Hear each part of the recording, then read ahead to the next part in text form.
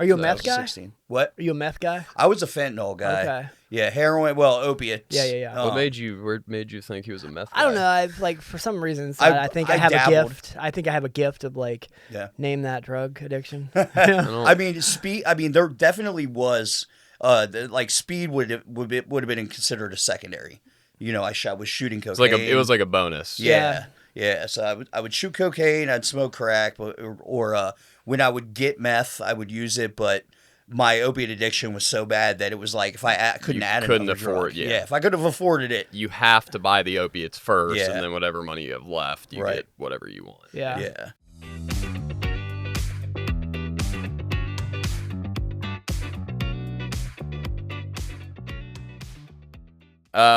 Okay, we have Daniel Ritchie with us. Recent cast member on 60 Days In, right? On A&E. Yep. On the most recent season. Has that aired? Is that done airing? Yep, it aired. Actually, it aired almost exactly a year ago. Okay. The first episode did. So the trailer actually released about a week ago, a year ago. Okay. Gotcha. Seen it. Facebook memories. Just quickly, do you ever do you watch it and cringe sometimes that you're like, oh God, why did I? There was a few parts, especially when people start pointing out stuff. Like when I originally watched the first episode, it was just me, my best friend, and my daughter, and he goes, "Dude, you've nodded your head like 60 times." So now I'm so self-conscious that America is seeing me nod my head like I've Tourette's or something. And now do you notice it in your everyday life too? Like I'm doing the head nod too much all the time. Yep. Yeah. When I watched the first couple episodes, I was like, "Oh God, why am I doing that? Why did he bring that to light?" You know, like now you can't unsee it. Yeah, exactly. I can't unsee it. Know? And you're in recovery too. I am. Yep. I've been in recovery for a little over 8.5 years. Right on. Yeah. Nice. That's where I'm at. Oh, okay. July 3rd, 2016. Yeah, November 1st. Are you a meth guy? 16. What? Are you a meth guy? I was a fentanyl guy. Okay. Yeah, heroin. Well, opiates. Yeah. What made you think he was a meth guy? I don't know. I've like for some reasons I think I have dabbled. a gift. I think I have a gift of like name that drug addiction. I mean, speed. I mean, there definitely was. Like speed would have been considered a secondary. You know, I was shooting cocaine. It was like a bonus. Yeah. So I would shoot cocaine. I'd smoke crack, or when I would get meth, I would use it. But my opiate addiction was so bad that it was like if I couldn't afford drug. If I could have afforded it, you have to buy the opiates first, and then whatever money you have left, you get whatever you want. Yeah. And my hustle was running dope, so I got a lot of my stuff as part of the payment. God, so it was whatever they were going to give me in that case. Such a bad career move for me. I would have been gone by the time I got to Billy's house. You know? Right, and it happened a few times. Happened a few times, yeah. I'm sure. Never a good look. I'm sure it did. Try to reseal, all the things. Find something to pump it up with. Pinch the shit out of that. So you're from Ohio? Yes. Where are you from? So I was actually born in Rochester, New York, but at like 1 year old, my family came to Cincinnati. Okay. So I lived in the same house and neighborhood in Cincinnati up until I was an adult. How was that growing up? What was it like? Yeah, so it was good. It was we were in probably a lower class or lower middle class neighborhood. I believe that's kind of what a lot of that suburban strip of Cincinnati, that's still considered in the city, but more suburban is. Okay. I played sports. I was a very talented swimmer and boxer, even at a young age.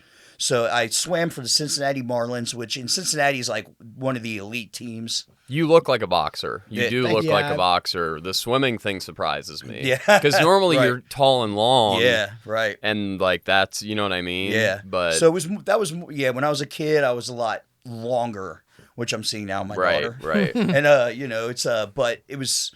Yeah, I don't know. I think it was the competitiveness of it is what drove me, because swimming's a very, it's got a lot of buildup when you get on the starting block, and there's the silence, and there's the gun, like that's that buildup. That's what sparks adrenaline. And then like with swimming, it's kind of like, I mean, I would have to imagine it's almost you against you, because you don't want to look over. You're not, because you can't. I mean, or you'll screw up whatever you're doing. Yep, could whatever. cost you the win. Yeah.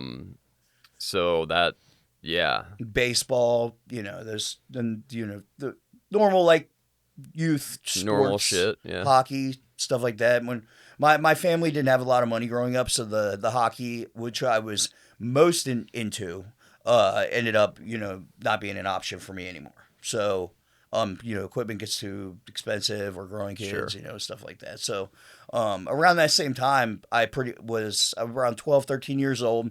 I started, the guys that were selling drugs and doing that stuff were always around, but I seemed to gravitate towards them more. As we're on our recovery journey and I do more reflection, I believe a lot of it had to do with bullying. Some of the kids that I played sports with came from a part of the neighborhood that was a lot more well-to-do, and so I did not play with these kids growing up. Yeah. And as soon as I got into the select sports in middle school, they bullied me, and it was. What about the drug dealers like drew you in? Was it like the money, or was it like the lifestyle? Like, what was it that attracted you to that? Yeah, so I think it was probably a combination of things. I think it was the appeal of like the danger of it, kind of falling in line with that adrenaline type, thing again. But I think they accepted me. Okay. It was easier for me to just become a friend of theirs. And I felt as though I belonged there. When I would be with the other athletes, I didn't feel as though I was a part of that.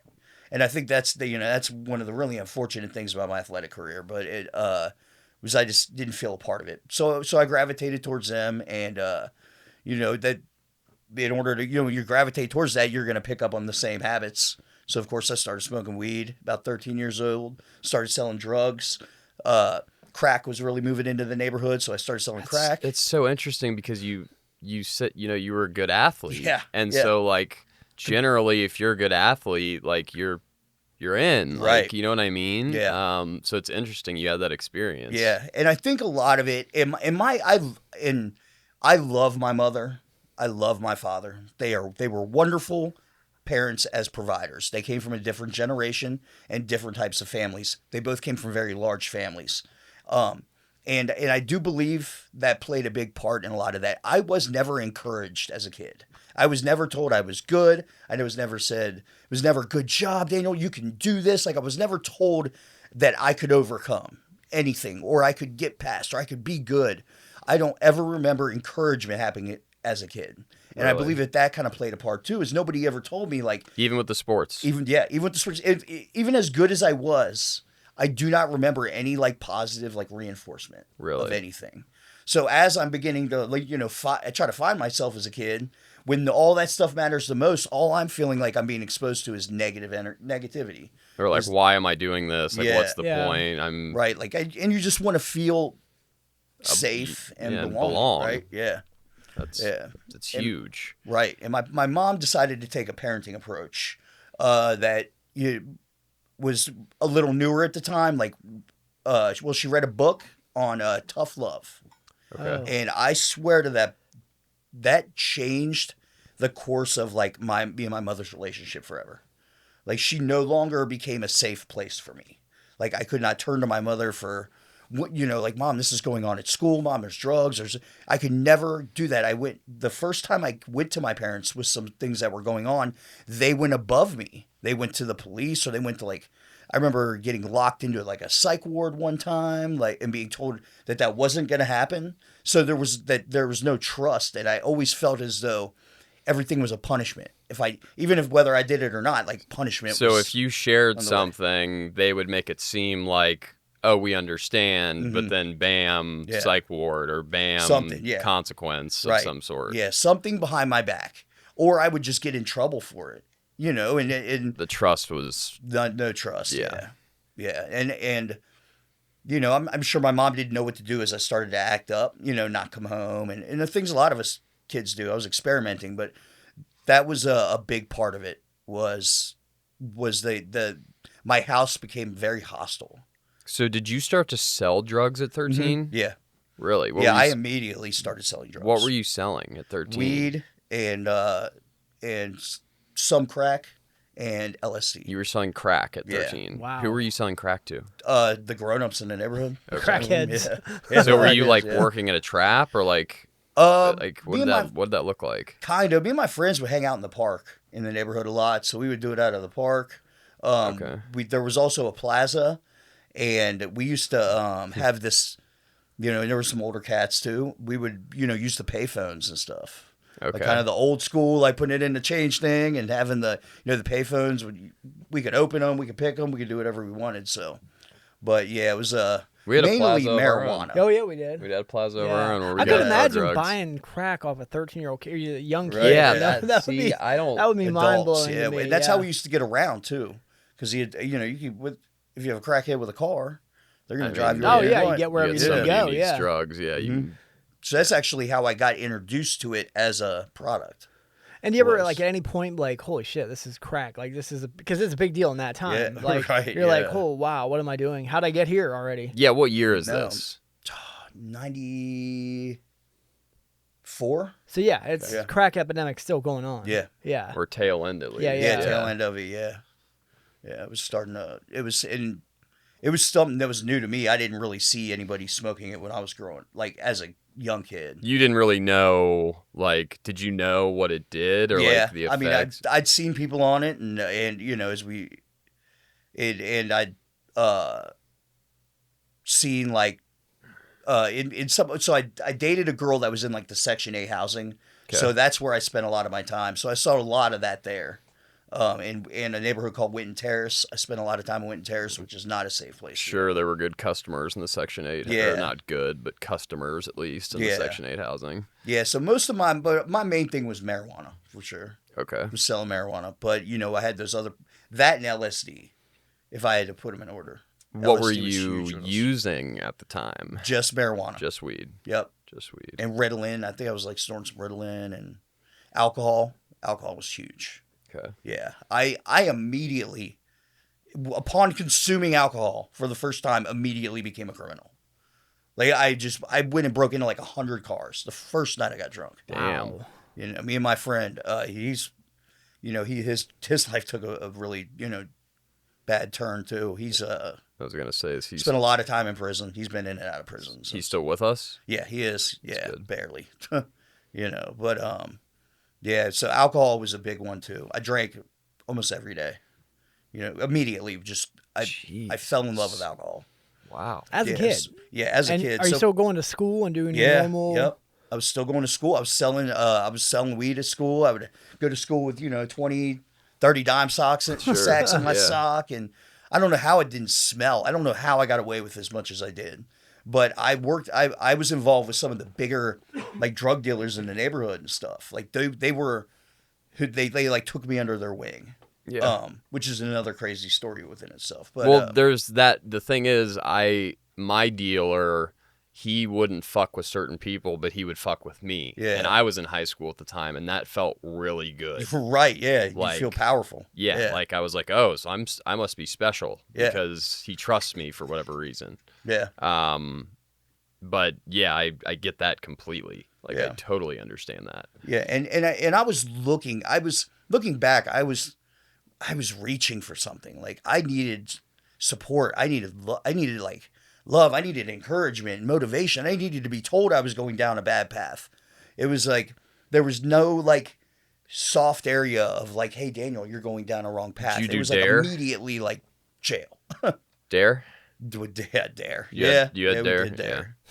We Yeah, did Dare. yeah. I don't really remember much. I remember they had like someone dressed as a mouse, I think, and a Yeah, dog, Dog, yeah. Or I think it's a lion. a lion. I Yeah, think that's what it is. yeah, it is. Yeah, yeah. You ever 'cause get, McGruff's the dog. It's a yeah. dog. You ever get caught by your parents with any? I did. Yeah. I got caught by my mom. That's one of the times too where there was an opportunity for her to sit down and talk with me, and instead she turned to the police. Wow, went straight to the cops. Yeah. So I'm catching charges within the same house I'm in, and it's not that what I was doing was right in any way. But there was never anyone like to protect me. I No- didn't feel. Well, there was no open dialogue at Yeah. all. Yeah. Like, and an open dialogue with a 13-year-old can make a huge difference. Right. Like, if they just had that conversation, Mhm. Yeah. it sucks you didn't get that opportunity. Yeah. I believe that played a lot just in my behavior in general. My relationships have suffered, overall, just altogether. I'm sure. Yeah, not that parents shouldn't. be more stern with their kids, but there was like no in between. I'm just big on the truth. Like, Yeah. that's it. Yeah, Like, and it was like when I would attempt to be so immediately, like being honest became like something that was threatening. Like if I'm honest, I will get in you trouble. might get in trouble. Yeah. So the only safe thing for me to do is to lie. That's going to be my best chance. To not catch a charge. Yeah, charge or whatever. Yeah. Yeah. Because that's, I mean, yeah, I don't know. At 13 for me, the thought of catching a charge would scare the shit out of me. Yeah. Like, for sure. Yeah, I was catching like I would get arrested for being out past curfew. What? Yeah, stuff like that. They incorporated a curfew. Wait, you can do that? Yeah. Like a curfew? Like arrested? Yeah, for... they would take me down to 2020, which is our juvenile jail in Cincinnati. What was curfew? Like 11 o'clock. And if you were out past 11? Yeah, they bike cops out. They would snatch you. Wow. They would be there like, I Wow. swear to you, they would be there like, it'd be like 11:02. Freaking bike cop comes rolling up. Like, dude, come on, man, I'm on my way home. Like, you know, sometimes they would take you home, but most of the time I became a target. Yeah. You know, they knew who you were eventually. Yeah. They began to know who I was, especially after the first time my mother called and said my son has weed. It was like after that, they knew me, and I didn't get any like extra like compassion because my mother was trying to do something. You know what I mean? Like, yeah, it was they just were doing their job, right, so to speak, and that was to enforce the law. Yeah, but it got to a certain extent. Like, so I mean, I started at 13. By the time I was 14, there was one of the crackheads actually ended up being a confidential informant. Ooh. So the way he got involved, and I always thought this was really messed up, that he targeted children. Like, this is a grown man. Like children drug dealers? Yeah, okay. Children drug dealers, which, you know, still bad, but I always wonder why he targeted us. And then the methods he went about. He got a couple of my friends drunk, and that's how they opened up. Like, yeah, our friend Daniel can got you, you know. And then this guy's trying to buy like pounds, and he's trying to buy, I think he asked me for like a kilo, and I already knew, like, I was like, something ain't right. Yeah, that's. But eventually, like, I gave in. And when I got into that day, he called me, just wanted something small.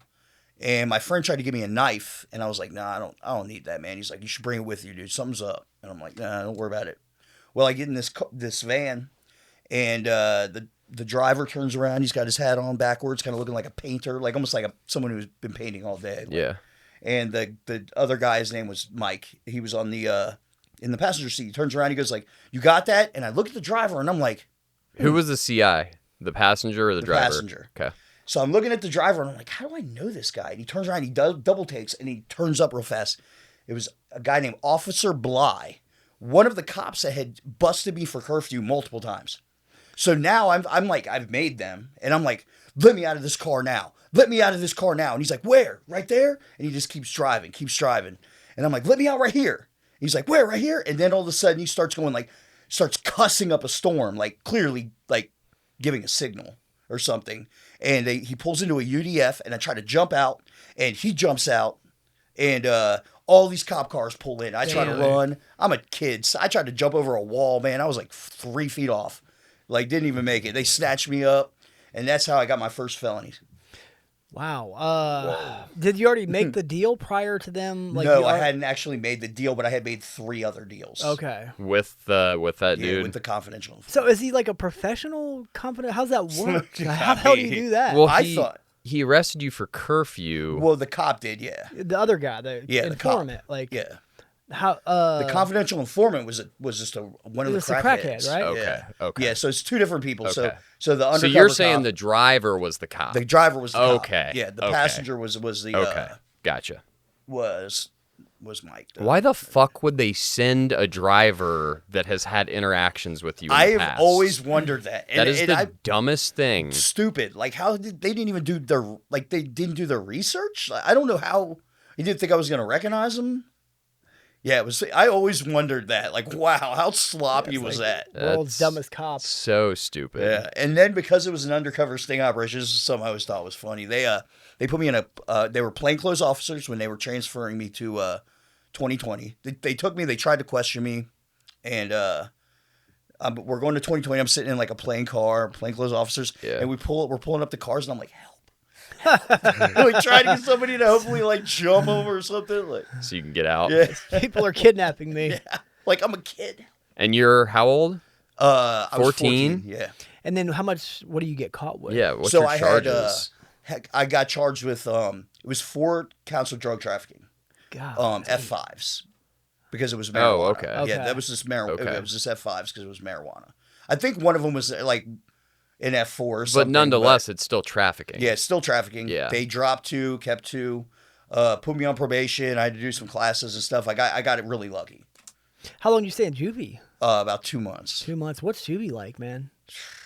It's like jail, like regular like adult jail. You box as a kid, right? Mhm. Yeah. So I fought. So yeah, I fought tell me about that, because I'm sure that there was some motherfucker that thought he was big dog. Yeah. And I always say that technique is going to fucking outdo any big man, like big guy or like size any day of the week. I mean, obviously if the dude's 400 pounds, different story, but Yeah. a trained boxer, like, was there ever a time where like some dude, you were like, bro, please don't, like, let's not do this. Yeah. And then you fucking Yeah. fucked him up. Yeah, had to. Especially when I ended up going to DYS. So, after, 2020, there was 2 levels in juvenile jail. There was the 3rd floor and the 2nd floor. 3rd floor was like your drug charges, first time, offenders, or charges that may not be as serious. 2nd floor was like more serious charges, felonies, and all you did all day was hear over the loudspeaker that they needed assistance. And so I had been on 4-3 all up until this point where when I was 15, I had an altercation with that undercover because people in the neighborhood tortured this guy. Like, they threw or shot paintballs at his parents' house. Like, he was it was kind of like, looking back at it now, it was really sad. Like, this guy clearly was an addict. Mm-hmm. You know what I mean? Who was manipulated by a police officer to Do their bidding. yeah, exactly. And they literally put him in danger. Like, the Yeah. whole neighborhood knew. Yeah. And he's still in active addiction. Like, and one day before school, he's pulling his car up and he jumps out of his car with a box cutter and comes at me because I guess he had gotten fed up and thought that I was part of it. I did not participate in any of it.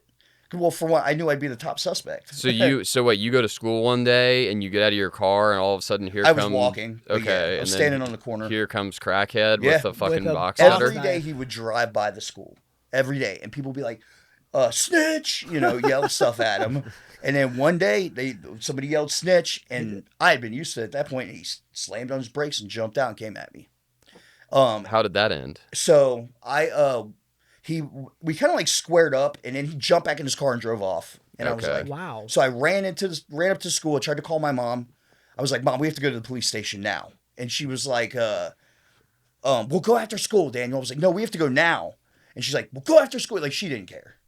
And in 7th Bell, that same police officer that was the undercover and another undercover came in. They called me into the office. And at the time, I had a few months for my trafficking charges. And I was like going to school. I was about to get back involved in athletics. I was really like, a wake up call. You with were those heading charges. down like a better path Yeah. at that time. Yeah. So I go into the office. I'm like, thank God you guys are here. Let me tell you what happened. And I told them what happened, truthfully, word for word, what had been going on in the neighborhood, kind of like, hey, I had no part of any of this. And one cop looks at me and goes, you know what, Daniel, we don't believe you. Oh. We are going to arrest you today on a felony 2 intimidation of a witness charge. You're lying. Wow. Damn, they So once they again, protected that the guy. system God fucking, damn. Yeah, you had nobody to rely on. No. And then I'm like, what? Like, I'm trying to be honest, again, with adults that I'm thinking are He supposed came to be at you with a keep me safe. knife. Yeah. That's assault. It's Right. a felony assault. Right. He had gone down straight to the jail and filled out an affidavit saying a completely This guy different story. sucks. Wow. I don't Yeah. like this guy. He's a crafty No. little fucker, though. Yeah. Like, I'll give him that. Yeah, so Yeah, I guess they arrested me and took me back to jail. Right back to I juvie you remember go. it felt different that time. I You know, bet with it the did. trafficking charges, with those things, it's different. I knew I had done. Yeah, I had messed up. That one you were probably pissed. Yeah, well, and I was terrified. Like, I didn't know, like, what was going to happen to me. They're Right. like, we got you now, you know, and I get there, and, you know, the public defender, nobody believes, no adults Are believe you me. like 15? Yeah, 15. Okay. So no adults, and my mom, nobody believed me, but there was witnesses, which was but what are the witnesses going to do now? Like, Yeah, they've I already mean, been charged right, and locked up as a right. trial. They were so convinced that I was going to be going to DYS, which is basically like juvenile prison, that they put me in a group home. It was like an in-between. I think they called it a stay center. Was it one of those like accountability homes where Yes. you like tell on each other? Yes. So, but part of the accountability process was admitting your guilt and working on your guilt. Like, they had like workbooks and stuff. Well, I Okay. wasn't guilty, and I was going to hold true to that. So, Oh boy. they didn't like that too Yeah, much. I bet they didn't. Yeah. So basically, they just abused me for like 3 months while I'm waiting for this trial. Nobody's listening to me. I'm trying to tell them every adult that I possibly like thought was in my life. None of them are doing anything about it. That sucks. Damn. And so they were starving me. They were assaulting me. Just emotionally and mentally abusing me. Like, it God, was I feel bad bad. for you. Jesus. It was terrible. It was That's terrible. tough. And I went to court, and they just, I had written before court. I don't remember who actually told me this, but they said, Daniel, write what happened that day from the moment you woke up to the moment you got arrested. Sure. In detail, just write it. And I was like, okay, so that's what I did. Handed it to my public defender. He looked at it, and he just started reading from it. And the judge was like, oh, wait a minute. He's like, so you've had interactions, negative or like issues with these kids, and you continue to drive by them every day? Like, there's no other way for you to go? And he's like, well, it's the fastest way. And the judge was like, wait, but you drive by these kids. Did he take the stand? Yeah. Okay. Yeah, so and that was all really pretty much it occurred. Basically, to make a long story short, the judge was like, first of all, this charge does not warrant what occurred would not warrant this charge, and I don't think that and something's not adding up, was what he said. So he dismissed the charges. The judge was the Wow. first person to take your side. Yeah, Wow. yeah, because How did that make you feel? Like, what was that like? Because, I mean, normally... rewarding. Yeah, well, when you get in trouble, Yeah. like, especially when you're doing things like what you were doing, like, those types of people, you just don't like them. Like, Right. it's just a thing Yeah. that's ingrained in your head. Like, the police, probation officers, judges. And so to have a judge step up and be like, hold the fuck on. Time Yeah. out. This is not right. Yeah. Had to have been crazy. Yeah, it was really rewarding, especially to see to see their frustration. This undercover cop I and that narc, like, to see them like, whoa, like, yeah, you guys screwed up. Like, why? So yeah, this judge literally was like, all the questions I would have had, like, why are you driving by the school every day? You have, why are you're an adult? Why are you even around these children? Like, now these questions are finally coming to light. He asked And them I all. remember this too. Like, when he dismissed the charge, I had never in my life saw my dad cry. And he cried for about 3 seconds. But he cried the relief. Yeah. And I remember kind of being like I didn't even think he cared enough to be relieved. But he cried and like had a genuine moment, and then, became himself again. But it was different. It like touched me. I was like, wow, I bet it did. Yeah. he felt helpless. And I found it a lot more as I got, when I got into recovery. But yeah, and it's so true what we learned later about resentment, right? Like, I was so grateful. Like, how can you not be grateful to be out of this situation? Oh my God, I survived it. I was clearly traumatized. Yeah, you thought you were fucked. Yeah. I was traumatized. Like, I think I had the same feelings I believe I would feel if I was going to lose my life.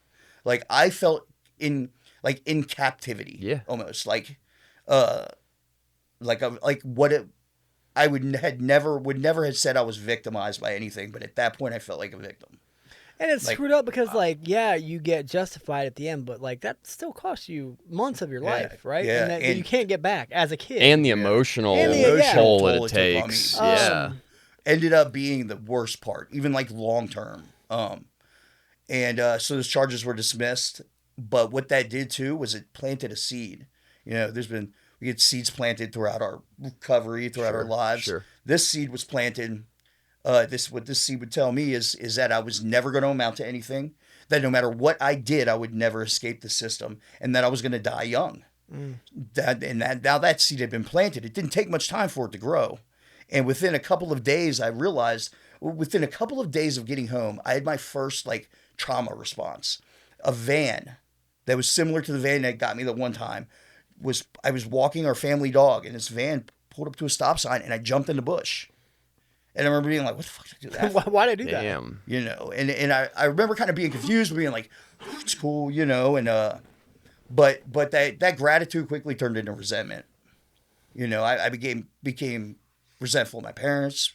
I became resentful at any adult.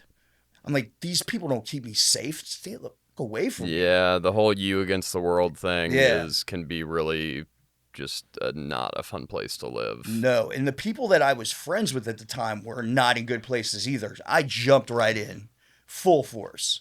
Now there's guns in the mix. Yeah, so you get through this. Yeah. You get through this, and you're grateful, like you said, that you got through this. What do you do next? Like, I mean, what's the next move? Obviously, you're still in high school. Did they let you come back to school? They did. They let me come back to school that time, yeah. And so what happens next? Within a couple of weeks, I just became really angry. I got jumped right into selling drugs. I was starting to act up again. I didn't want to have anything to do with like, I remember the disciplinary, like, I don't know what they're called, but he was like, the liaison officer? Yes, maybe. Yeah, like, not the principal, but the guy who disciplines everyone. Like, guidance counselor. Guidance counselor. Okay. Or no, wait, not guidance. Superintendent? Maybe. I don't remember what he was. But he was school staff? Yeah, he's school staff, football coach. I remember him being every day, you play football. Like, yeah. And here's another addition. Like, so around that same time, he was like, I want you to meet Doug. So this guy named Doug was like he was the quarterback, you know. It was so cool. I mean, like, someone I idolized. Sure. And, he wanted him to mentor me. Like, he wanted him to talk to me. He knew I had a troubled upbringing at that point and wanted him to connect with me. I don't know, within a few weeks or so, there was a house party that I'd gone to, and I left, and then I got a call on our house phone when I got home that Doug was looking for me because I had drank his beer, which I didn't do. So this guy's who I've idolized is looking for me to hurt me. Because of a beer? Because of beer, yeah. But it was just like, it was another it was the same thing. I know. I just can't believe. I know. That's why I'm laughing. Right. I just can't believe, like, your luck growing up. Good Doug's God. an adult or a kid? Doug was another kid. Doug was the quarterback. And he was a year or two older than me. And he's calling your parents. And someone called me from the party. Called me on the house phone. Like the home phone. Okay, so he's not like telling on you for taking his beer. No, they were like, hey, bro, you got to watch out. And I was like, why? They're like, Doug's looking for you. I was like, Doug's looking for me for what? And Doug is allegedly, he's supposed to be your mentor. Yeah, right. Which, by the way, was not a terrible idea. No, like, that's, finally someone did something. Yeah. And then, boom, it's fucking gone. Yeah. And I actually, not to get it forward, but me and Doug have spoken since then, and I told him what that did to me. Like, how I quit football after that. Like, right. I had every intentions of returning. I didn't. I don't blame you. And only thing else I had to do was to turn back to the streets. Yeah. And I went gung ho. I'm like involved in some robberies, and I'm involved in some other things that, I don't talk about much. Sure. So things you didn't get caught for. Yeah, things I didn't get caught for allegedly. Right. Allegedly did. Yes. Whatever. Yeah. Yeah, but the point was I was spiraling, and I picked up 2 more drug trafficking charges, a drug abuse, and a possession of LSD. God. And at what age? 16. Good Jesus, God. brother. You can't even make it to adulthood Yeah, before. like, Good The Lord. rap sheet as a child. Yeah, my rap shit as a child it's far exceeds anything as an Wow. adult. But, Holy shit. yeah, so that time, they were like, yeah, you're done. Like they didn't even send me to like a group home or a state center. They sentenced me to 2 years to juvie life, Wow. which is 2 years till you're 21. 21. Yeah, That's so 5 years potentially you're looking at. Yeah, so I went to Cuyahoga Hills Boys School up in Cleveland for about 2 years. I got out 1 week after my 18th birthday. Okay. So basically, my childhood just it was a majority of it was in and out of the system. What was the last 2 years? Did you try to like I got my GED. do anything different or like? I did I mean, I know eventually. it's hard in places like that. Yeah, But, yeah. Being a kid from Cincinnati and being in a Cleveland facility. not So good. they sent me there because I had an issue with a staff member at the intake, which was Circleville Youth Center. The staff member assaulted me. I assaulted him back. And for that, they sent me to the worst facility that they possibly could. Not only that, but like the worst facility from somebody from like Southern Ohio. Yeah. Like people from Southern Ohio went to a Southern Ohio jail. Right. People from Cleveland went here. And then people that they wanted to have something done to them or have a rough time, they sent up there from here. So, yeah, I went up there. It was a 1-year boot camp. So I was in Dorm A for about a year, which is boot camp. What does that entail?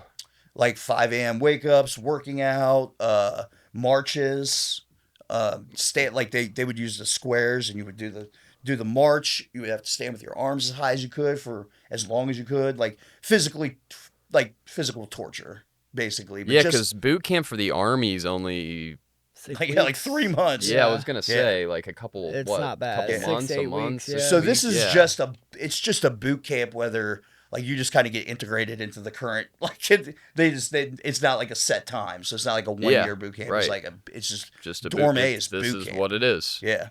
Like it's supposed to be for people who have serious charges up front and are younger and can try to set them straight. Like Does more it knock any militarists. time off your stay? No. No. So you got to go through it regardless. Yeah, but I mean, my release was gonna be based off, how I acted. Yeah. And I was acting up at first a lot. Like to me, that seemed like a lifetime, and I was really angry. I was already angry, but now I'm more angry because I just got sentenced to. I mean, 12 to Jail. 18, good God, or 13 to 18. Yeah. What a 5 years. Jeez. Yeah, man. a lot of the developmental stuff, by, Yeah. A lot of regrets. But it paved the way for more. Yeah. I even like it's funny how we in recovery we look towards our past for strength a lot of times, and I was kind of already doing that when I started to pursue my life as an adult. Like I got out 1 week after my 18th birthday. They didn't let me out at 8 on my birthday as planned because some kids from Cleveland found out I was getting out and assaulted me. Basically, they beat my arms to black and blue. They beat my whole body black and blue, basically. And they wouldn't let me out like that because they didn't want it to be an issue. So So pathetic. it's great. Yeah, Jeez. they used to. They've brought. There's been more attention. They've had a few facilities now, but those facilities are just like gladiator camps for children. They don't even educate. I remember being there and the counselor thinking I don't remember what it was, but I remember he was like, Daniel, you're going to adult prison, and I was like, no, I'm not. He's like, everybody goes to adult prison from here. It's encouraging. Yeah, and so that's the type of attitude that is pushed on youth at this. I boys' just can't school. imagine saying that to a kid. Right. I just can't. I can't. Like, They were heartless, man. And these are adults. I mean, these adults, the same adults that are saying this are assaulting children as well, and doing God knows what to some of them. I saw a kid get picked up by his neck and held against the wall, choked till he was unconscious. I mean, I'll tell you, yeah, a lot of the staff members in those institutions are built different. Yeah. That's for sure, because it's a job that not everybody can do. Right. And the people who can do it get off on certain things. Yeah. I mean, I've seen it. Yeah. There was one woman that was really kind to me I remember it was when I was still at Circleville, when the staff assaulted me. A guy had actually stole my cereal, and you can't let someone take your food, so I jumped up and I hit him, and we fought, and they put us in separate corner, like facing the wall, and the unit leader, I guess it was basically like the manager, comes over and he goes, "Who was fighting?" And he points at the other kid, and they point at me, and he was like, "Oh, this guy," and grabbed my head and smashed my face on the wall. Wow. And then that's when I turned around and I hit him. Wow. Oh, nice. Yeah. Okay. And yeah, so I fought back. You cold cocked the unit manager? Dude, yes.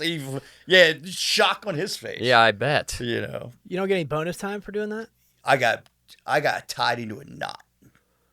Yeah, I bet you did. I got my I bet ass staff whipped. came running and yeah. They hog-tied me. Yeah. Wow. Yeah. I paid for it, trust. Wow. Yeah, I'm I sure. knew it was coming. And I'm pretty sure that this was a retaliation too. Like, they, like, you would hear about kids, because there were a lot of kids there with STDs and scabies and things, and they used to call it, the Peter Poker test. Well, they were very rough with this test. That's where they take the stick, The dig Q-tip it in your pee hole, and then. So they call me, they pull me out, and they're like, this is like right after that. And they were like, "Hey, you have to go to medical. They got to do a test." And I'm like, "What kind of test?" I'm like, "Oh, hell no. No." And they held me down and did it. And Jeez. it didn't even come back as anything. Wow. But they did it. It was so rough. I bled. Wow. Yeah, I don't think you're supposed to bleed. No. Nah, and that's even not the normal. CO was like, man. Like, he was disturbed. He was like, it was like they were trying to clean a Coke bottle, was how he described it. I'll never forget that. Damn. Like a Scraping Coke bottle with a scraping the brush. resin out of a bowl. Yeah, like, Oh my. brutal. Yeah. What a childhood. Holy shit. Yeah, you're starting off strong, man. So And I don't even talk about that stuff a lot because Like, usually time constraints don't allow. no, but It's I mean, no wonder you're not like a murderer or like I'd be pissed off at the world, brother. I was. Everybody that's supposed to have my Yeah. back turned their back on Yeah. me. The cops, like abusive assholes, your like parents you got didn't support you. at every reason yeah, to hate dude. the world Yeah. and not be sitting in this chair right now. Yeah. Right. Yeah. And that's where I believe, that the God and the universe and our purposes all like somehow intertwine. Yeah. And there's God along the way. Like, I should have gone in different directions many times. I shouldn't have found anything positive to turn to. Well, you or did. hope. You did. And I It just yeah. it didn't happen then. That's all. Yeah. Yeah. You said you got out the day after you turned 18. 1 week. 1 week. Yeah, Okay. 1 So you're an adult now. Yeah. What do you do? What do you do now? Yeah. So 'Cause now you've got this fucking giant record. Yeah, well, if I stayed out of trouble for like a year, it would be sealed to an extent. I thought it would be sealed like all the way, but I learned later it wasn't. But or if I picked up any more drug trafficking charges of any kind, It's it a would have wrap. brought it all back up. Yeah, they would have then took all that. Then into you're going account. to adult prison for Yeah, sure. yeah. for Then a I'm gone. For while. real. Yeah. Yeah. So did you stay out of trouble for a year? I did, yeah. I was really motivated. When I got out, I mean, like, everybody I had ran with at that point were in adult prison or dead That's or yep. just didn't want to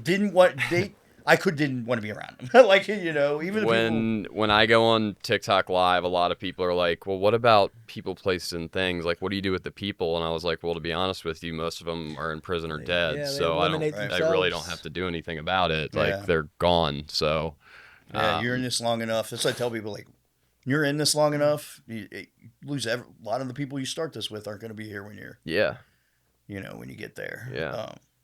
It's the sad part. I have a picture at home. It's like 10 people, and none of them are here. It's just me. It's the most eerie looking thing. Jeez. Like, all of them were people I was in rehab with or in AA. I mean, the picture was taken at Oak Street, so it was all people in early recovery and Sure. how many didn't make it. Like, it's insane. Like, and I remember when they all fell off. I have a picture on the wall from when I worked at the jail, and every single wow. one of those inmates, the one to the right of me, I'm kneeling down, he's dead, and all the other guys are in jail or prison.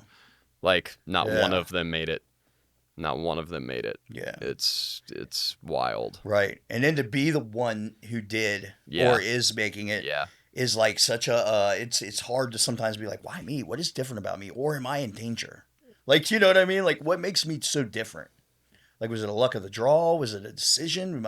Is my thought process that different that I found something that these other people just can't grasp a hold of? That's giving us life. Like, what ended up happening after the year? No, you're fine. After you said you did good for a year, right? Yeah. Well, yeah. So I did pretty good for a little while. I started just trying to find my place. I got my GED while I was in there because with it being a minimum of me being 18 before getting out, like they weren't going to let me return to school. You need that too. Like you need at least a high school diploma or a GED. Yeah, and I basically had a 10th grade education or 9th grade, like around there. So, and I never did well in school. I think a lot of that was, again, like the lack of, like just direction, and guidance. Yeah. And, but because I was a very, very talented athlete. Always was. Set records since I was a kid. Swimming records, running records, like, whatever it was. You a 100-yard dash guy? Yeah, I could do it all, man. Yeah, I was. You got the 100-yard dash build, yeah. Like high jump. I used to be able to dunk a basketball. Like, it was just a very athletic kid, yeah. And but I wanted to pursue. I wanted to get into fighting again. Like, I was like, I want to compete. Like, I was trying to find something. Like, I needed something to do. That wasn't just getting a job. An outlet. Yeah, I needed an outlet. So I heard about this fight happening in Dayton at the Heroin.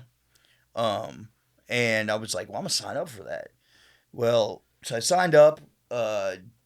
Car wasn't running at the time. I caught a cab up there. I didn't bring any money for food. I only brought enough for this hotel.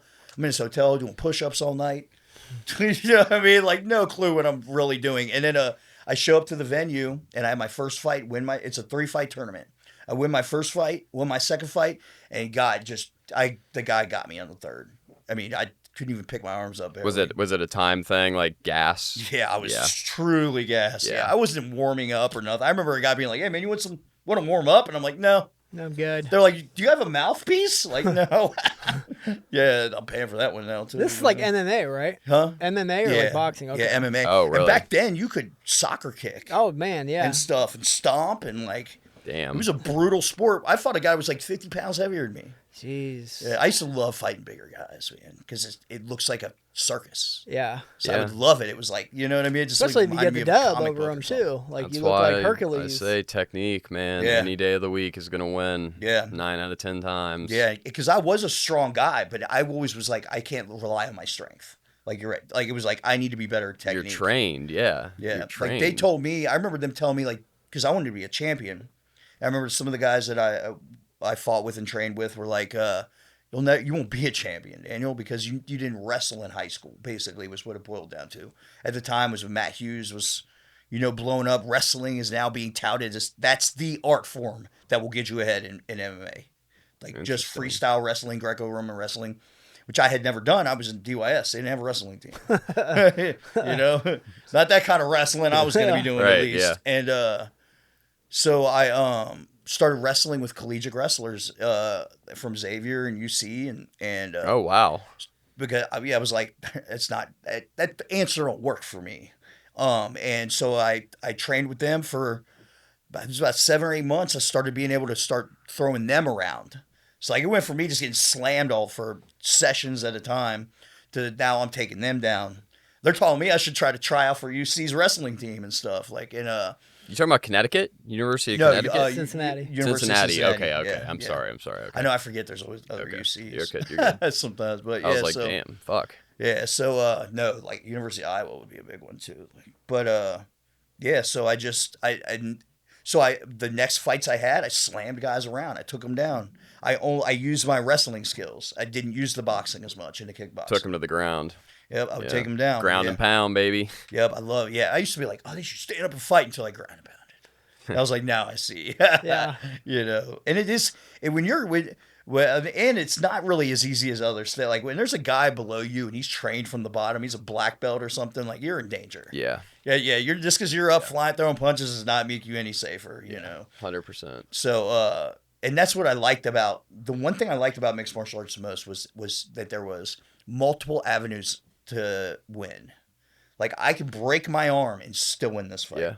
You know, I could do it with one leg. Yep. You know, I could do it with broken hands. I Yep. can still win this fight. The potential is there, and it could turn around at any moment. You're a competitor. Yeah, I take a lot of that into my recovery today too. Multiple avenues of recovery, right? Multiple ways that people can now be successful because we're fighting a fight every day. I heard very early on, and I've said this before on the podcast, that not drinking and doing drugs gives you a competitive edge in life.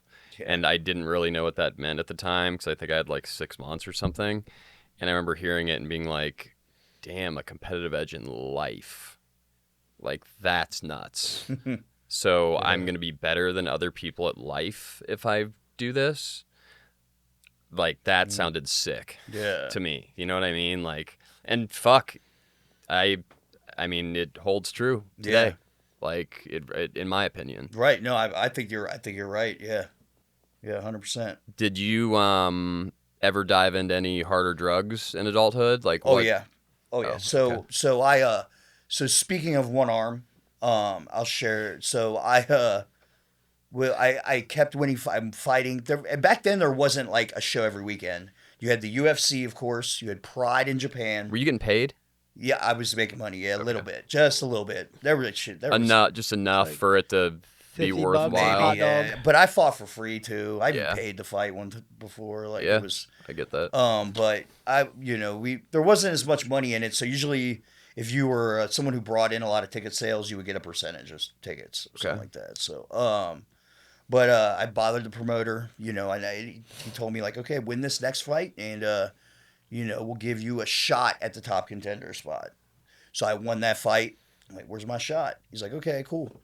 You'll be fighting this guy from King of the Cage. And he's from like Southern Indiana. Yeah, I forgot what he was telling me. I wasn't even listening. Was he a big deal? Yeah, basically. So I was like, yeah, I don't want to hear anymore. And so we show up to the fight, to the weigh-ins. I weigh in. I'm looking around to see who my opponent is, and I see this dude like looking like an enigma in the back. All I see is neck coming out of this dude's hoodie, and I'm like, dang, who's fighting that dude? They were like, you Poor bastard. I was like, that's the guy. I was like, how much did he weigh in at? But they were like, you did. He actually weighed in 15 pounds overweight. You're supposed to fight at 170. He was at 185. But so we show up to the fight, co-main event, walk out. My corner's trying to give me some last bit of advice, telling me like, watch his hands, be first, don't let this dude hit you, like things that were like not helpful at all. And so we the bell rings, and they were 100% right though. Like this guy catches me right off the bat, and it was like a sledgehammer. And I remember just red, like blood's running down my face already. I panic and I shoot in to double leg him, and my only thought is like, I have to take this guy down or he's gonna kill me. Yeah. So I slammed him as hard as I could, and when I landed and I kind of regained, I felt as though I had been like flipped upside down. Like and this like shooting pain went through my body, and I was like I'm thinking like, did I just break my neck? That's not normal. Yeah, like what was like, I could tell something was wrong. I wasn't really feeling pain or anything yet, but something was off. Like my body was telling me like danger, like so I stayed on top of him. I ground and pounded a little bit, go back to the corner, bell rings, go back. I tell my corner like, man, something's wrong. They're like, yeah, well, you're not doing this. They're giving me corner man stuff and patching me up. I had 2 cuts already at that point. We come out for the second round, and I go to throw a jab. The second round, you kind of have you're more calm. You're not as tense coming out. Nerves are gone. Yeah, you kind of have what they call your rhythm. Okay. So I felt as though I had my rhythm. So I move around and hit an angle, and I go to throw a jab, and my arm just came out of socket. Oh, like, God, dude.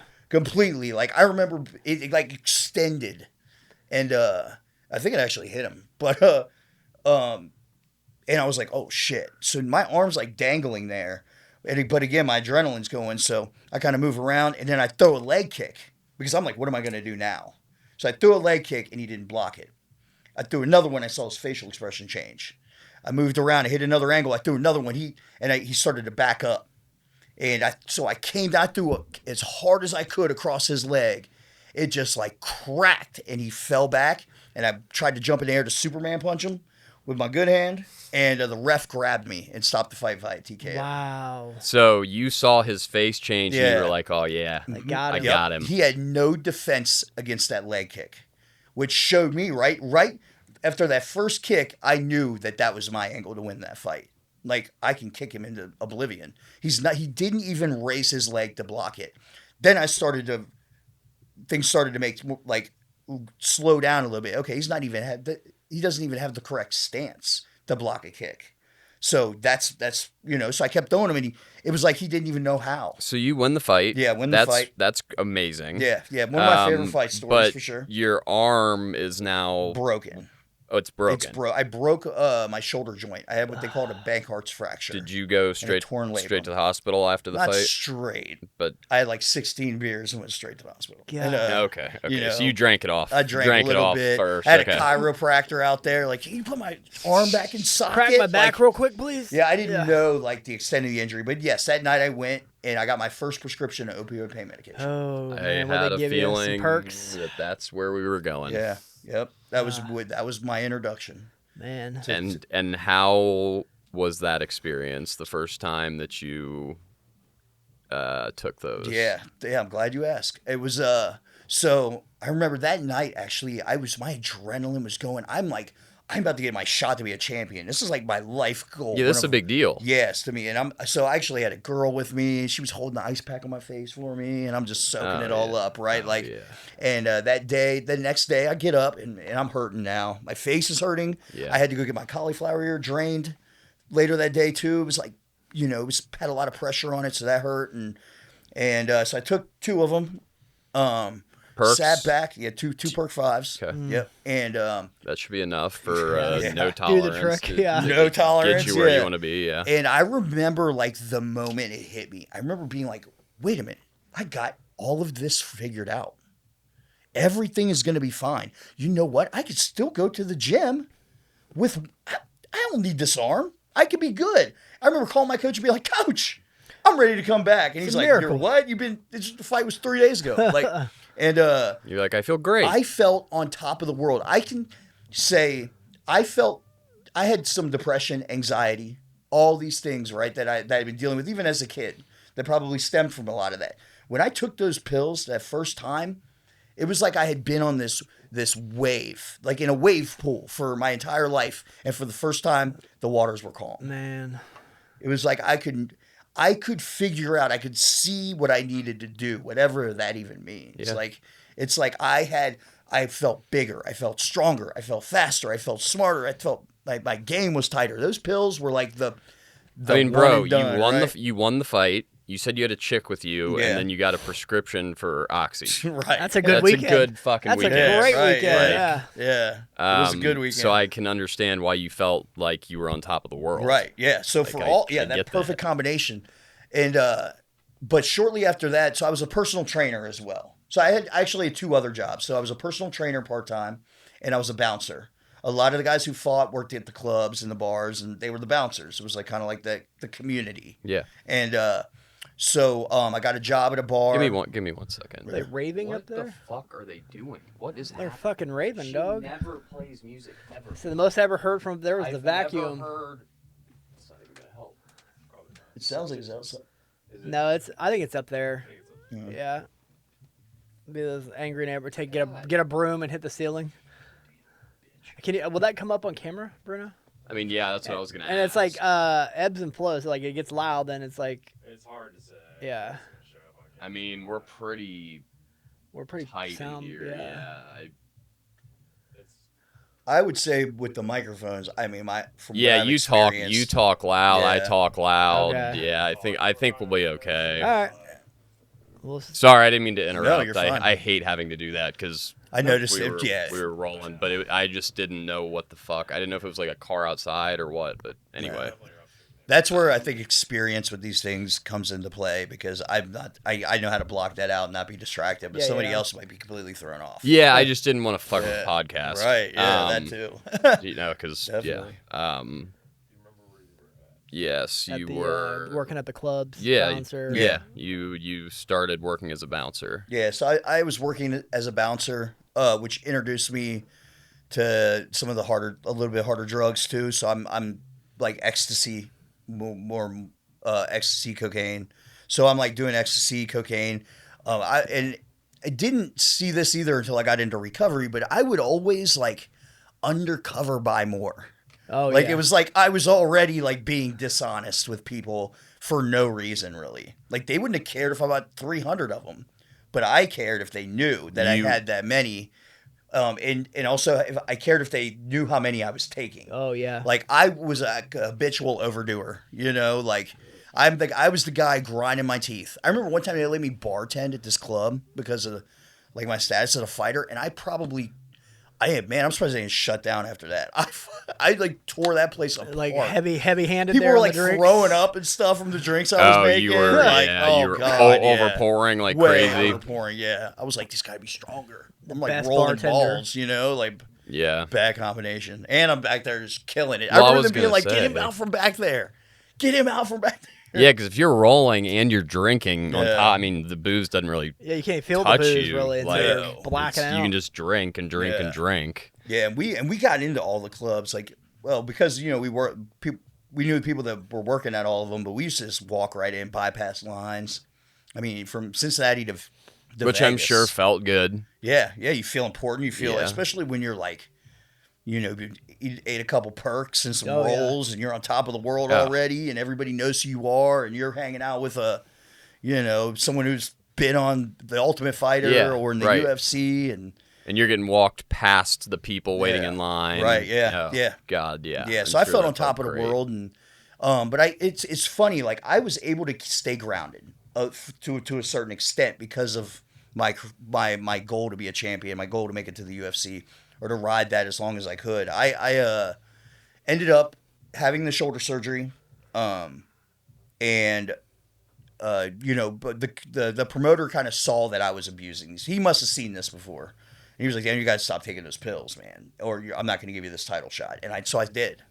I remember, it's funny, like I got dope sick. I thought I had just had the flu. I thought it was like Was it? Did coincidental. you end up with one prescription, or did you refill it a couple multiple times? prescriptions, yeah. So you definitely like had a habit. Yeah. By the time you quit. Yeah, absolutely. And it was still, I wouldn't even say I quit. I guess I didn't really quit all the way. I scaled back Right. a lot. Like it was like on Saturdays and Wednesdays or so. Like, but that's how the maintainable. Right. Yeah. Yeah, so it was all it really was in all actuality was early stage addiction. Mm-hmm. It was now beginning to progress. I was already, it's funny how it coincides with like moral and ethics, or our morals and our ethics slipping away. Like, you know, all of a sudden we're doing things that we would once be like, absolutely not. Never would I ever. Stealing. Yeah. You know, for me, I'm stealing from my parents. Like, my parents don't have much. Or just whatever, you know, stealing from stores, stealing groceries, stealing food. Like that's, but, and I began to develop a different mentality too. I ended up developing this victim mentality and this entitlement. Like, I have been through so much. I deserve this. Right. I need this to continue to compete, to continue to be myself. I can't function. I can't move my hands. I can't, my shoulder hurt. Like, Poor me. yeah, like I deserve, this is what I need, and nobody else understands but me. Right. And they're not going to understand because I'm not going to talk to them about it anyway. Like, and so I began, like, I believe that a lot of the depression and anxiety, probably with a lot of the head trauma as well, and just like the continued partying and just all of it was just I guess I didn't storm. I didn't think about that. You took a lot of shots to the Yeah. head, I'm sure, in your boxing days. Yeah. So. Yeah, I was not very good at moving my head. Well, I'm Could just have been saying. better. I mean, just in general, as a fighter, like right, you're yeah. taking some shots, Yeah. and that's Yeah, and I tried to fight guys like this is one of the reasons I couldn't get back into MMA. Like I didn't fight people just to be like, I'm an MMA fighter. I wanted to fight someone that was really going to test me. Yeah. Like I wanted See to how fight good you other are. champions. There was a period where I was like, I only want to fight guys that are other champions at shows. I want to fight nothing but Isn't champions. it interesting how when you fight or you do something competitively and you play with somebody better than you perform better? Yeah, right. Like I played golf. It's no fighter, but I would play with guys who were better than me, and I would play better. Yeah. Like, it's so weird. Right, When yeah. it comes to, like, being competitive or whatever. Yeah, exactly. And that's what I would be too. I was like, I make stupid mistakes when I fight people that aren't as good. Like that, I'm not going to lose a fight because I'm being lazy now because this Right. guy doesn't move his head when Yeah. he punches, and I know his head's going to be right there every time I throw a shot. Like, that's how guys get knocked out too. But it was like, I want to fight other guys that are going to, I want to be scared of this guy. Mm-hmm. Like, I fought a guy named Chris Curtis, who's like one of the top 10 fighters in the world now. Back then, he was up and coming, but that's like probably one of my biggest wins. And it's funny they've brought that up in some of the chat rooms from the show and stuff because people were like, "Oh, you scared?" Yeah. He fought he beat Chris Curtis. Like, this guy's He can Yeah, fight. he's not scared. He's of not anything. scared, Fighting right? is not Yeah. what he's scared of. Yeah, he Yeah. clearly has something. He knows what he's doing. You know, So you were still taking the pills, just Yep. not as much. not as much, but progressively Does- getting worse. I found a pill mill. In the neighborhood, there was a in the neighborhood. yeah. Nice. Yep. It was a little bit up it was on Coleraine Avenue, which is I don't know but it was like in the middle. What town? Cincinnati. In Cincinnati. Yeah, Cincinnati. Okay. Yeah, so it was a I didn't know if you went to the boonies or something. No, we used to go to Florida and stuff. Well, yeah. The little Florida Yeah. hit, like go down there, hit the MRI truck and The MRI strip club RV. doctor write you a prescription. Yep. Wait, did you go to American Pain? Did you go to? Is that the clinic you went to? I think that was one of them. Yeah, we Because went to a there couple. was a stripper who worked Yeah. there, and there's a documentary that's fantastic Oh, yeah. about those two brothers who ran those clinics. Yeah, And you said the MRI We used machine to was hit- in an RV. yeah, it was. Yeah, Yep. we used to hit like five or six of them, to be honest. So we would go down there with Why like not? 17 people. Yeah. Why not? Golly. Yeah, take like a bus. Yeah. You know, and have a deal worked out. They just wanted to have enough to get them high. So when you started doing the pill mill thing, did shit get like Yeah, shit took a turn. out of control? Yeah, that's when it really like it started to spiral more. This doctor's like, Dana, what do you need to compete? And of course it was only referral based. Like you had to have a referral from a current patient to get in there. So this girl I was messing with got me in there, and I told him like I need these little white pills with they have like numbers on them. The M357s on Yeah, them. things like that, like trying to give that I don't really know what I'm talking about And description. You probably walked out with fucking perk 30s, the 30s, Yeah, and 15s. Well, so I 15s. started out with 10s. Oh, okay. 300 10s. Golly. 300 Yeah. 10s. So much, dude. That's In-house so pharmacy. much. They filled the prescriptions in the basement. Oh wow. Yeah. So you would walk out with the pills. Yeah. One-stop shop, man. Yep, but cash pay only. No Hey. insurance. No insurance, yeah. Nope. What would be like what did $400 those total. That's what I was gonna, but that's so fucking cheap. Yeah. Compared, I could To sell the street. a couple and get it back. Yeah. Sell Yeah. half, keep half, yeah. Yeah.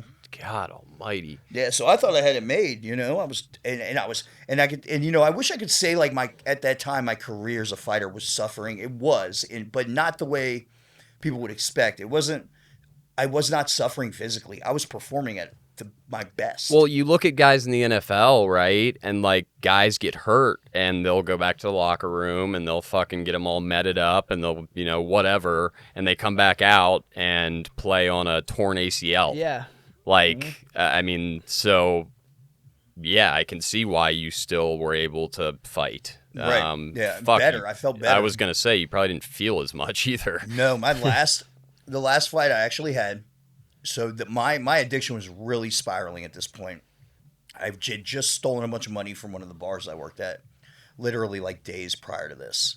Are we And- talking felony? No, I amount? think it was like Under- $1,000. Okay, Yeah, it was- grand's the line. So Yeah, it was like 900. Okay. It was like 900 and like I don't remember. It was under 1,000, but anyway, and I remember doing it and feeling really gross about it too, and because these people I worked at this bar, it was a neighborhood bar, it was a small bar, just had a really bad reputation, so I was there to try to help with that, and but I my last fight I had was I snorted 2 perk 30s off the back of the toilet while they were calling my name, and I was the main event because I wanted to time the drip right. Yeah. I wanted it to be dripping when the bell rang. yeah, you want that shit to hit Yeah, at the and right because time. I was so confident in my abilities at that point too. Like I was at the best of my career. It was about 10 years into it. competing side, so I was 27, almost 10 years, and just felt like it was all coming together. And I demolished this guy, man. Like I tried to make it go to the second round, and I couldn't. I crushed him. He was done, so I took him out.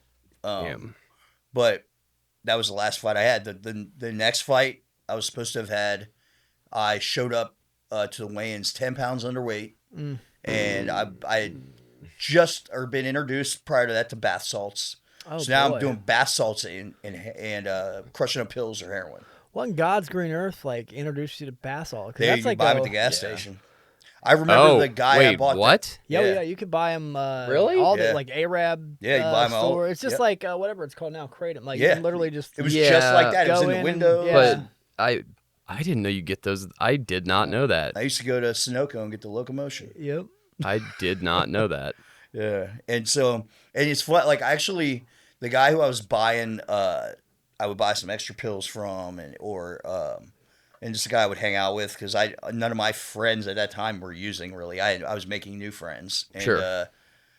Yeah, you were successful. Like on the outside, you were successful. Yeah, but I started just hanging out with other people who were doing the same thing I was, and like I think that's when people started to say stuff to me, like Daniel, who you hanging out? Yeah, why are you with these losers, man? Yeah, like dude, what are you doing? Like, Yeah. I didn't care. They had what I wanted. Like that's my number one thing in my life right now. All I need is that fucking pill every day. Yeah. Multiples, but that's all I cared about. And but yeah, I was snorting bath salts and mixing them and just losing my mind, man. Losing my mind. Being up for days at a time. At that point, I'd been up for 3 days and showed up to this show to try to fight. And the lady from Athletic Commission looked at me and she was like, absolutely not. Absolutely She not. knew immediately. She was like, something's wrong with him. He's either having a medical emergency or something's wrong with him. He's not fighting. Yeah, and I was like, I'm fighting. Right, I'm like getting ready in the back, like Right. and because I'm like bordering psychosis, and and then the promoter comes up to me, he's like, hey man, you got that money for those ticket sales? So I had him front me a bunch of tickets, sold them because I would normally do that. I spent all the money on drugs. Oh, There yeah. was nothing left. How much we talking? Like a couple grand? 1,200. Yeah. Okay. Yeah, it was 1,200. Damn. And So he then goes, you you- got that money? And I was like, oh shit. Like, They damn. told me I have to leave, and I took off, and never. And that was And that the was end that. of your career. Yeah. Man. Yep. Wow. I went in. I went into full psychosis that night.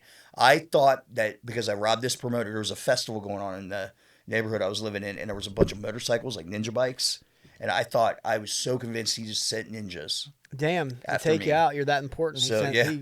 Ninjas. Sent all the ninjas after he me. They're outsourced- surrounding the house. outsourced to Japan. Got the ninjas to come See, in. some people, they see feds and police. I would see ninjas Motherfucking and like the samurais Stay Puft showing up. Marshmallow Man Damn. and stuff. Like it was always ninjas, man. They were in my garage. They were in my closets. Midgets too. Midgets. Damn. Midgets, ninjas, and What? Stay Puft Marshmallow. Midgets? Yeah. And Stay Puft. Yeah, dude. So, Bath like, salts are a hell of a drug. I guess dude. so, man. Yeah. Jeez. Yeah, I remember calling somebody so convinced that there was this guy that I had grown up with that was in prison, that he had escaped and he was living in my couch. That he was in my couch in that moment. Now I'm starting to think. I thought I had done bath salts. I bought some Molly like a bunch of times, and I thought they were bath salts. But now that I'm hearing this, I'm starting to think that they weren't, and it was Molly. Yeah, because bath salts were. It was the there same were thing as not meth. people living in my couch. And it's insane Um, because you can't tell you at that time that's not real. Yeah. Like as insane Yeah. as it sounds, there's no like The shadow rationalizing. Yeah. They are so. Even looking back, here's the thing about that drug too is when you look back, like looking back, those memories are real for me. Oh yeah. Those events are real. Like I can't, like, I know that those things weren't real, but like they're real memory. Like I see them in real time. Like You still feel it, right? Yeah. The fear feel it, and the fear. anxiety. Oh and, God, man. Yeah, the shadow people, and literally seeing them like sitting outside of a tree or outside of your window looking in, and Yep. like, gosh, man, what? midget thing really still threw me remember for a what they loop. look like. Me and my ex girlfriend at the thing. time thought we trapped one in the closet. A midget? Yeah, Nice. I don't even know why we were. What- What Are they How'd ninja you midgets, how'd at you least? catch it? hit him with a shoe? The or midget, something. and then you got him in the closet. something like that. Yeah, you like ran. Yeah. Which is weird because you wouldn't think of midgets or little people as being like the biggest threat, you know? Yeah, I know. No, but The whole thing, you're man. thinking Like, they're ninjas and specially midgets. You're trained thinking fucking like midgets. They're yeah, they're assassins. sending Yeah, yeah, exactly. They're sending It's the worst best kind of midgets, the assassin midgets. Right. They're sending their best. They're the sneaky. best Yeah. after me. The ones you would never Yeah, expect. hiding in plain Yeah. sight right there. Oh my gosh, man! But yeah, that was the beginning of like the moment when I vanished from like that was when I everything else ceased to exist for me. You switched to heroin. Yeah, I had already been dabbling in the heroin, went all the way in with the heroin. Yeah, IV. yeah. Eventually, I started shooting up. My hustle was running dope and stuff, and they used to be like, "You're wasting your dope," like these dope boys would. And, in the basement of this building where we would trap out of, there was always this white dude down there who would the only white guy, the other white guy besides me, who would who would be down there like shooting coke all the fucking time. So I go down there and I'm like chatting with him because he's probably the only one that really wants me to talk to him.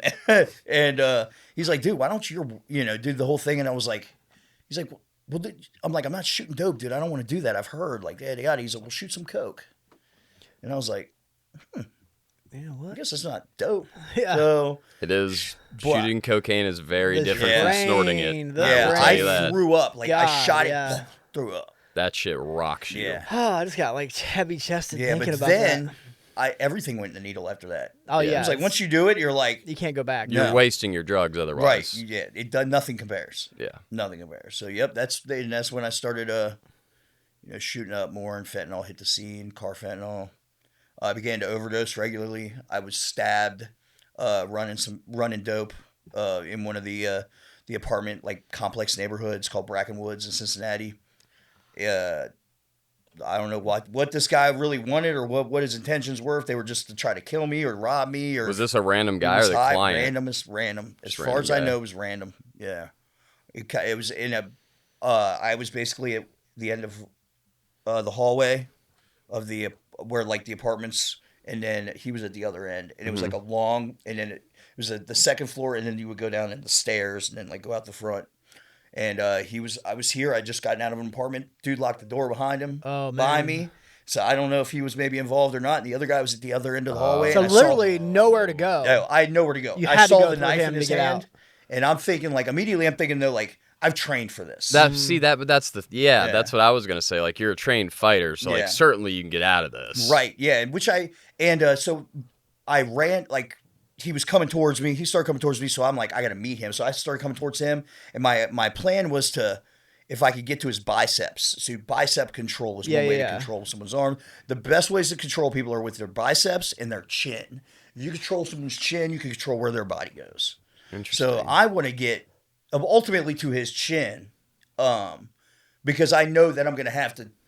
Like I'm going to have to do something to get out of this. So I go for the bicep control, but he was real long, he was like kind of like you, and that he came around with the knife and got me, Just got your ass. Ooh. and I felt it, and so now we're fighting, and it got me again. So Damn. hold on though, but you just left an apartment. Yeah. Is dude your friend or is he I just was a client? I was dropping So it off some, didn't. running some So dope. he doesn't give a fuck. Nope. Yeah. Okay. Yep. He could have had something to do Are you with it. carrying cash Yeah. now? Right. Huh? Or are you just dropping it off? You have cash I had on dope you? and cash. Yeah. Okay. Dope and cash on me. But did you get out of it? Yeah, yep. So He I didn't get ended you? up getting the knife out of his hand. The second one he hit me with knocked the wind out of me. It was Well, like, it's a fucking knife. Yeah, Yeah, it I was bet like- it did. brutal, man. And I ended up getting on top of him. Ended up getting control, getting the knife out of his hands. Ended up going. I got outside and I collapsed outside. Barely remember I got to my car. It's so weird. This part's almost like a movie. Like I collapsed outside this apartment building and I look over and there's like a kid playing in the front yard. These little kids is like playing with a fucking fire truck. Or some Yeah. shit. Like, at least I remember. You're like, bleeding to unless I death. was hallucinating. Yeah, I'm like bleeding. Get to this PT Cruiser I was driving at the time. Drove to this building that we were renting a spot in. Me and You this didn't go to girl. the hospital? Not right away. I walked in because I wanted to get high first. Obviously. Okay. Get Yeah. high, man. I'm like, damn, I I'm Did all this My work. bad. And I'm my getting bad. sick, My yeah, bad. like- Yeah. yeah, and You're then, right. You're right. But when I got there, the girl I was dating at the time was like, "Why are you wet?" Like, what are you talking? So I just got stabbed twice. Right. I took off my shirt. She was like, "Oh my God, you got to go to the hospital now!" Like, called 911 then, and yeah, So where'd he get you? Did he get you any vital organs? Just, or just in the got me in chest. the lat. So- Nope. Actually, like, the old meat. Yep. muscle. So it came around to my back. So when I got bicep control, he was like tried to hit me in my back. Yeah. Yeah. Okay. So you got lucky as Yeah, because hell. I was controlling his arms. So 'Cause all that's he a could do was- bad area But to see, get hit, man. see, for me, if I'm the guy with the knife, obviously he didn't know you. But if I had known you, I would have walked the other way. Because I don't want to fucking, I don't want to fuck Right, with, yeah. I don't want I to was- fuck with a trained Not with a fighter. knife. Like Anyway. even with Yeah. like in general, I just don't want to fuck with a trained fighter. Yeah, like, he paid for it. I had to subdue him. you but know. God damn, that's nuts. Yeah, and- So when did sobriety come? So things continue to spiral. As we know, they never get better, but they have like their humps, right? Like I think I was at my lowest point prior to this, but my father never really gave up on me all the way. Like everyone else would. Everyone else blocked my numbers. They didn't say kind things to me for a long time. But my dad could never like keep me blocked, or he would still run me money and stuff. And he was starting to draw boundaries, but he told me like, Daniel, if you go get an assessment, I'll give you $40. Oh man. So I went and got an assessment, and of course they recommended the treatments, one of the only treatment centers in the city at the time. And That's a smart tactic. and I went, and I stayed for detox and left. So you did a week. Yep, 6 days actually to be exact. Used every excuse in the book. Oh, there's a guy there I was going to fight with. There was this, there was that. Yeah. You know, my dad's looking at me with such disappointment. And then I took another dude with me. Because he had licks he could hit. You know, he had moves to make. And so we go back. We go to this hotel. We get some dope, part ways. I go to the mirror. I was shooting my neck at the time. Oh wow. Yeah. So Got to the shot neck, marks on huh? my neck, yeah. Man. Nice. That's a first for me anyway. Yeah. I can tell you crazy. One time I shot 30 Adderalls into my neck. You can't really shoot Adderall. I was gonna say, what the fuck are Yeah, you so doing? basically I just mixed it in What water the and like fuck? sucked up what At I one got. Why time? in 30 God's just back to back to back to back to back. I don't know what the Why in God's name would you do very that? good question. I was dope sick and I couldn't get dope till the next day, but I had this Adderall prescription. God. So you were like, So fuck my it. neck is blue. Just fucking hunchback. Because they were blue Adderalls. So my neck is blue out to here. My dad pulls up because I talked to him to drop me off some money. And I walk outside. He's like, "What the fuck is wrong with your neck?" Oh, I'm like, that I sounds slept on it. terrible. Yeah, they got a twerk was like, like Right, that. I What? slept on it. Funny, I remember right? looking at me yeah. with such confusion and disgust, though. Like, Do you feel any of that? Any of the 30 Adderall you shot no, in I your neck? don't. No, not really. That's Yeah. insane. The neck's a weird place. Who was it? I think. Oh, it was the last guest I had. You were asking me about. She said she shot benzos, Yeah. and you can't do. You can't. It's too that. thick, You man. can't. You just can't do it. It doesn't really work. Yeah, I don't know. And she was like, "No, it worked good." And I was like, "Okay, but I But Maybe I like a don't little think so. bit of it, though. Yeah, like right. a but fraction like of- really, it's can't really it's shoot a, Adderalls It's a either. waste. It's Yeah. a waste. So like, what I would do is mix them in the spoon, and then I would suck up the water that Whatever was Yeah, was in there. right. and then I Yeah. would eat the spoon. Oh God. Oh, Yeah, I know. Man. Ugh. Just take them. Ew. But anyway, Ugh. yeah. So, but I had so I went back to this hotel. I did a shot, and I woke up with paramedics around me. And one of the craziest things about this particular incident is I was alone at this point. Nobody was coming to my room. I wasn't expecting anybody. Yeah. I was alone, and I woke up with paramedics. Yeah. How does that happen? I have no idea how You it really still don't Still know. don't know. Still don't know.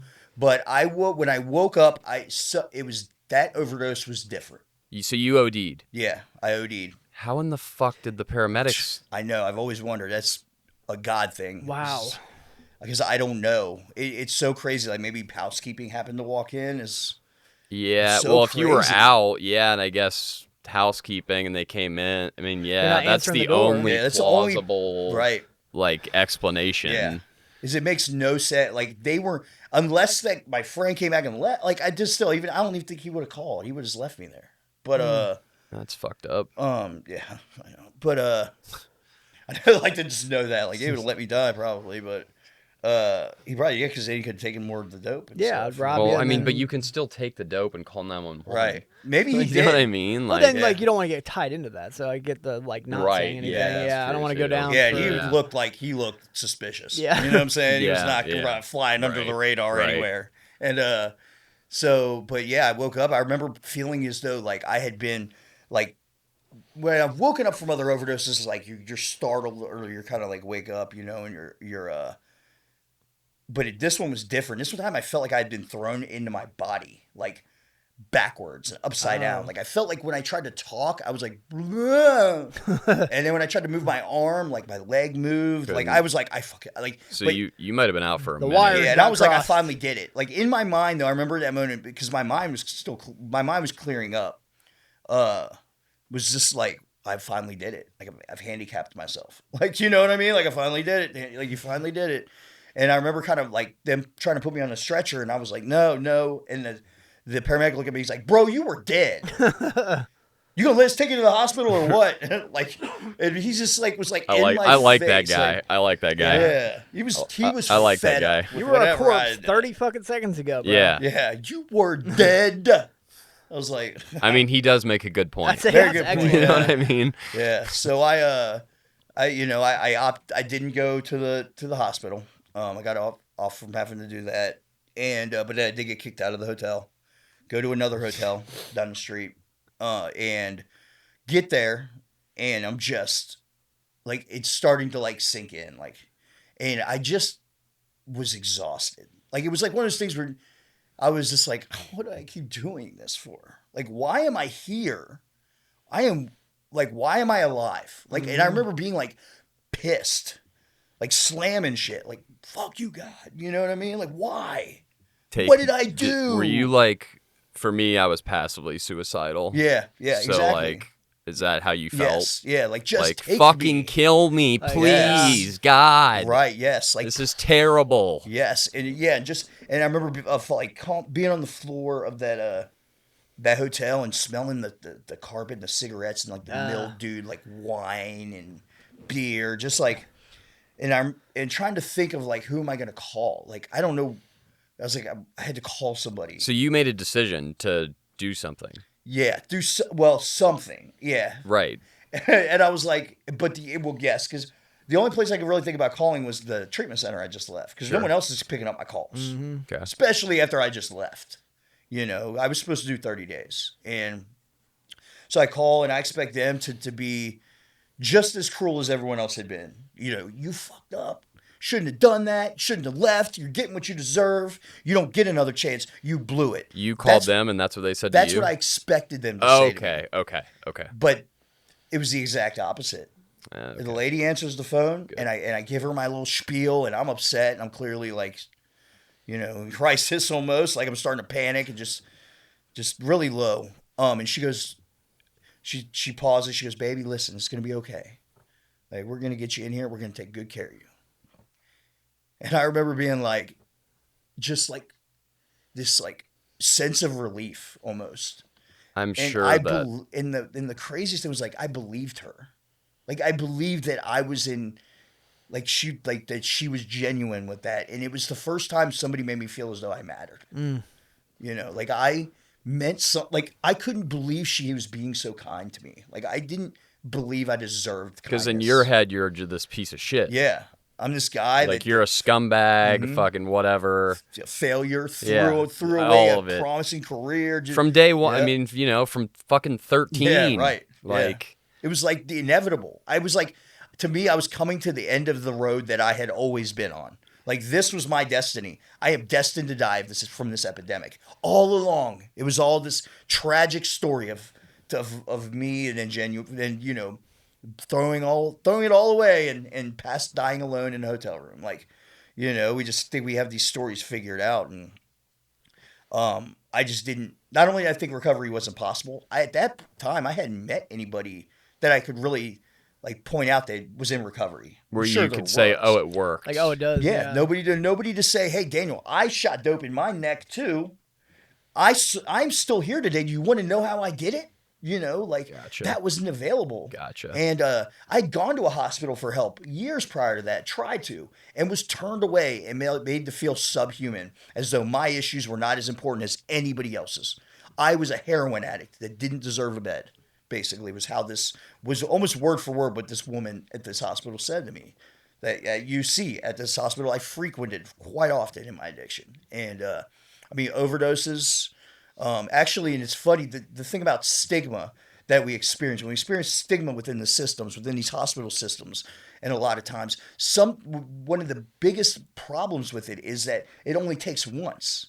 So if I went that one time, experienced stigma, and I was on the defensive from that moment forward. Oh, yeah. Right. So there was no more, again, just like as when I was a kid, I found out that the truth was harmful to me. So why tell them that I'm getting high? Why tell them I need help? They're not going to help me. Like, why accept a resource? All they're going to do is give me this list of numbers, and the first two aren't even active anymore. You know? And I'm like, it was a terrible It's experience. sad is what it is. Yeah, it's sad. It's sad. And the stigma, like stigma kills, literally. Like I could have been, my life could, that where I was, of course we don't know what our outcome could be, but it could have been, they had an opportunity there to do something. I was in a very vulnerable state. I was reaching out for help. I was there at the hospital to detox. So I thought. I was clearly in a position to be linked to treatment and cared for and done those things. Like that was the moment that nobody took advantage of. Not even me. Like I didn't know how.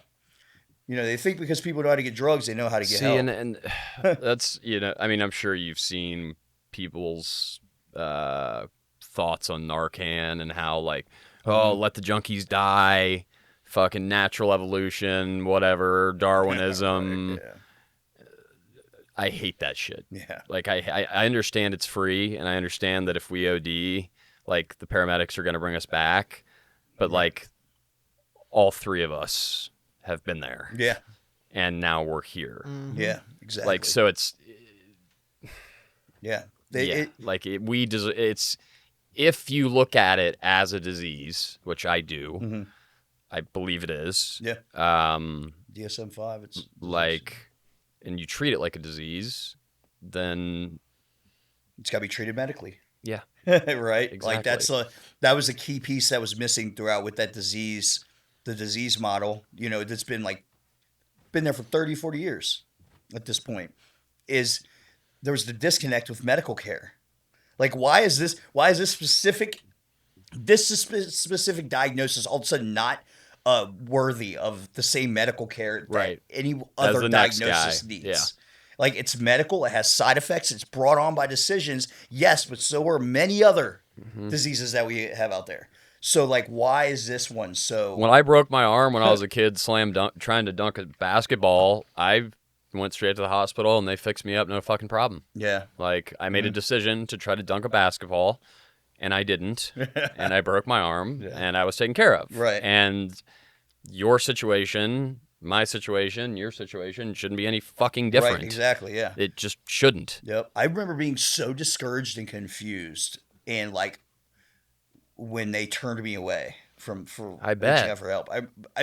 I had this faith in some of the system at that point still. Like, oh, the hospital for sure. Yeah. Will take care of me. I'm Right, sick. right. I just had a seizure on my floor. Like, I've just tried to self-detox. I got bile coming out of my stuff I've never even knew existed inside of me, coming out of me. Like, I'm choking on it. Like, I felt like I was in a medical need, but and I actually did self-detox that time.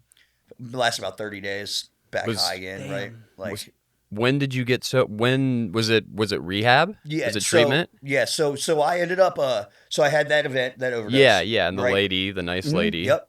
And so they were like, well, we don't have any beds right now. I was out for about another week and a half before a bed became available. They called you? Yeah, they called me. And you went? Yep. My dad kept my phone on for me, and I went, and I stayed for detox.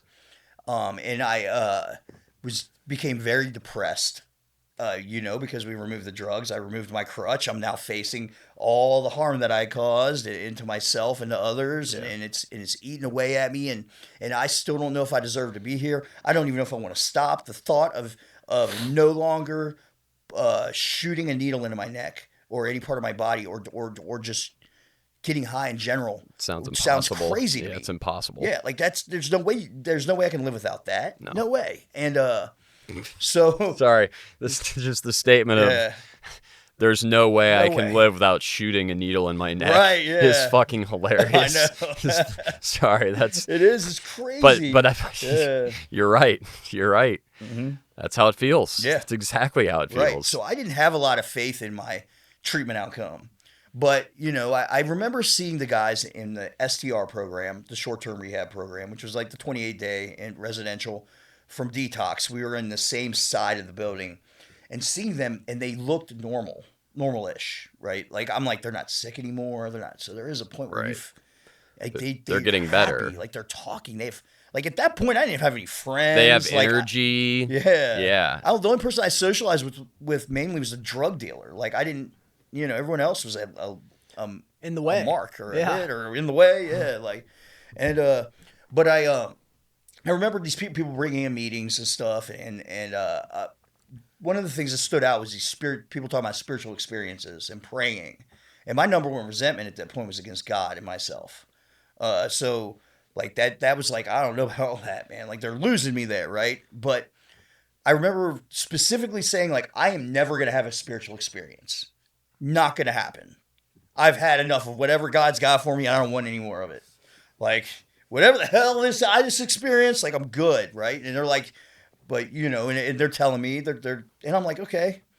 And then I go to bed, one night within my first 2 weeks. And, I have a dream. And in this dream, I'm flying through the air, and I'm over this big wooded area, and it's dusk or it's dawn, but it's very dim out. And I come to this clearing, and in this clearing was a lion just laying on its side like it was sleeping, full mane, everything. And I stop and I float down. I don't know why I remember this way, but it was like I was a feather all of a sudden, and I floated down into this lion. And I come to the lion, and I'm looking around the woods, and out of the corner of my eye comes this like pitch smoky black ram, giant horns, red eyes, comes out of the woods. Next to him comes this same like a deer, another monster looking figure, like a demon type thing, but in the form of a deer and a ram. Yeah, and a wolf, all with beady red eyes, and they're stalking me, and I'm terrified. So I start to run. Like you're doing any bad dream. And I'm running through the woods, and I leap over a log for some reason. And I look back, and they're gaining on me. And I'm running. And I get to a bridge.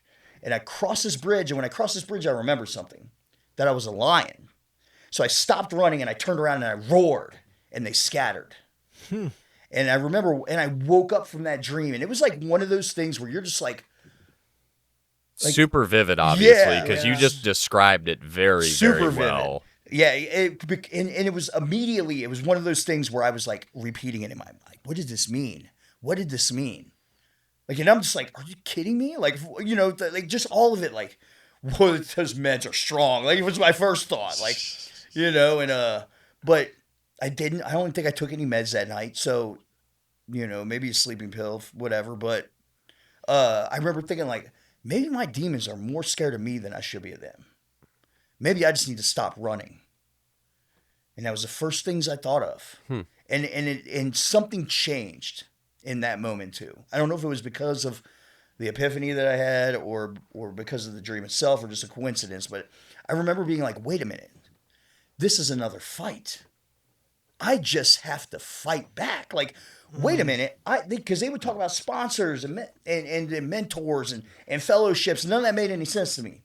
But you tell me that I got to get ready for a fight. You tell me I got to find a coach. You get that. Yeah, training partners. You tell me I got to find all these tools, these individuals that I need to have in my life to make me the best version of myself, I love it. so I can be a champion again. And that made sense to me.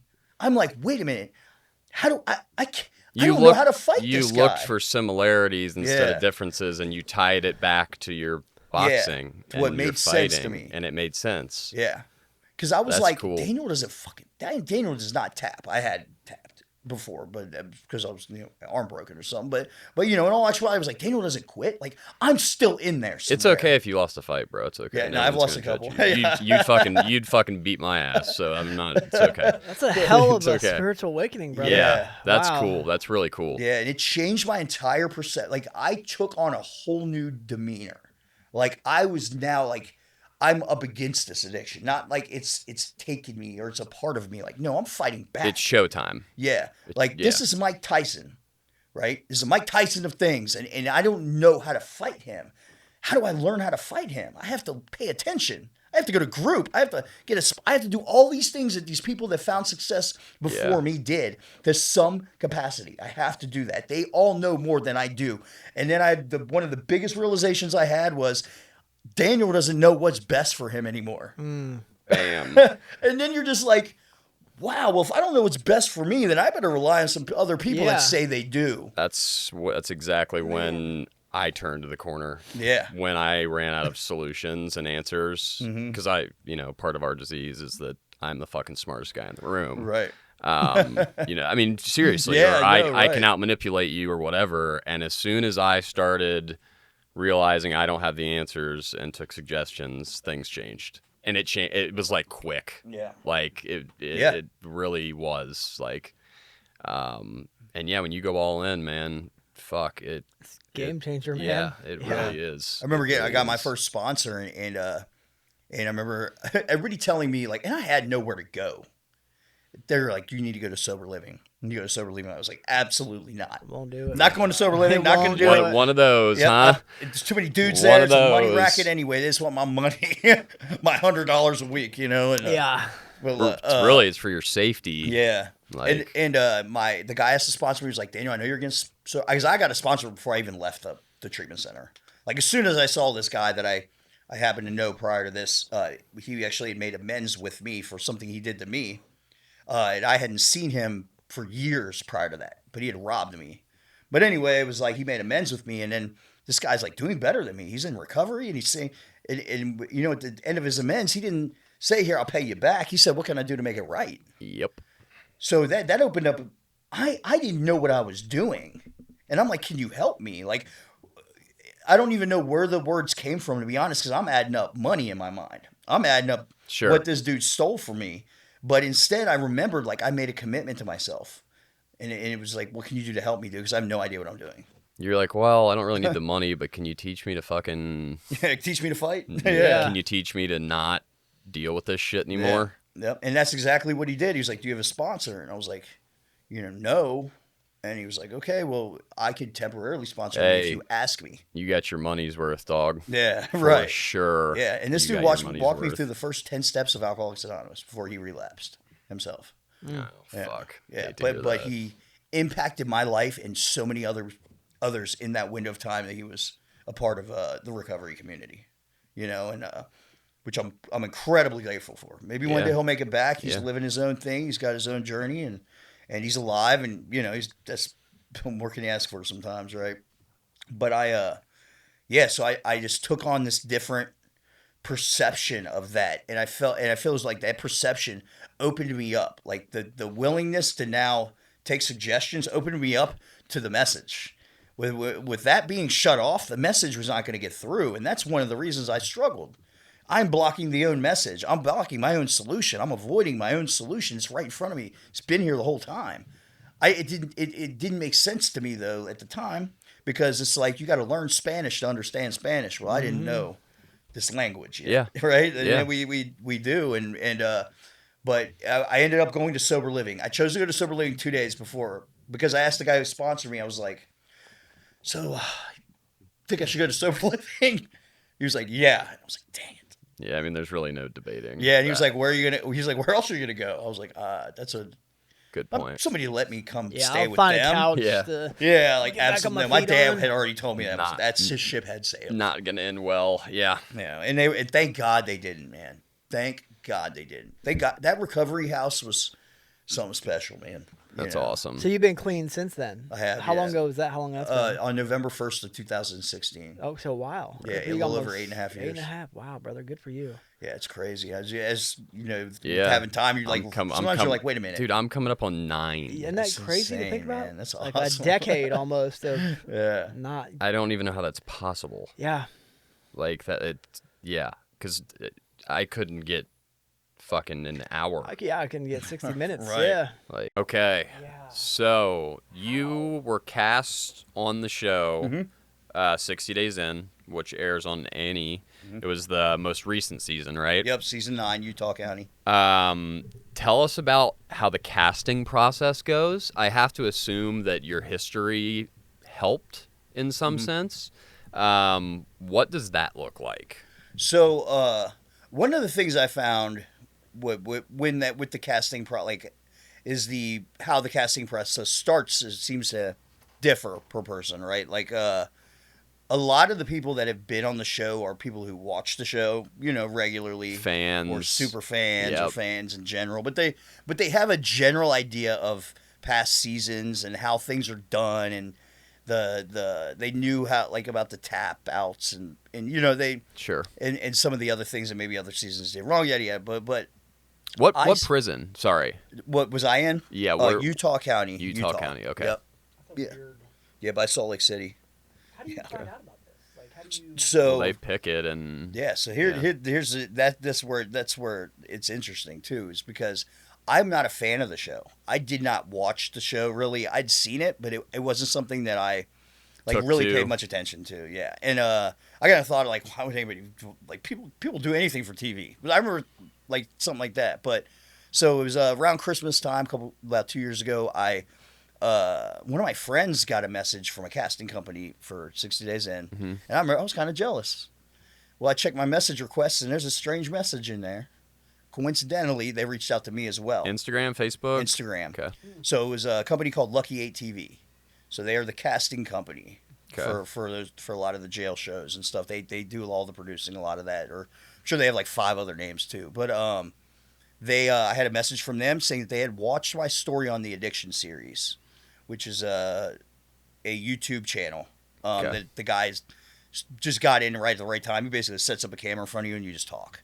But my story, along with a few others, have hit like over 100,000, and they saw that basically. So that message was like, "We saw you on the Addiction. So we were wondering if you'd be willing to talk about an opportunity." I was like, "Yeah, sure. Talk about any opportunity." You know what I mean? And so they had to sign a bunch of NDAs, and then they told me who they were. They were a casting company for the show 60 Days In. They were looking for a cast for the next season that had not been renewed yet, but they were casting for it. And they asked me if I wanted to start the process, and I was like, I thought that there was enough things in my past to hold me back. I just did, but I was like, sure, I'll go. No, for it. you're a perfect fit. Right, yeah, but yeah, Like, come to realistically- find out, yeah, Yeah, like you're a perfect fit. yeah, and so but we always think like, oh, something's out there, something I've done, Yeah, yeah. and some shirtless pic I posted or Right, something right, from my right. come to the light, like, or an accusation, like, you just always think something's gonna come up that's gonna hold you back. But so I did the casting process. It was over a course of about a year. Damn. Yeah.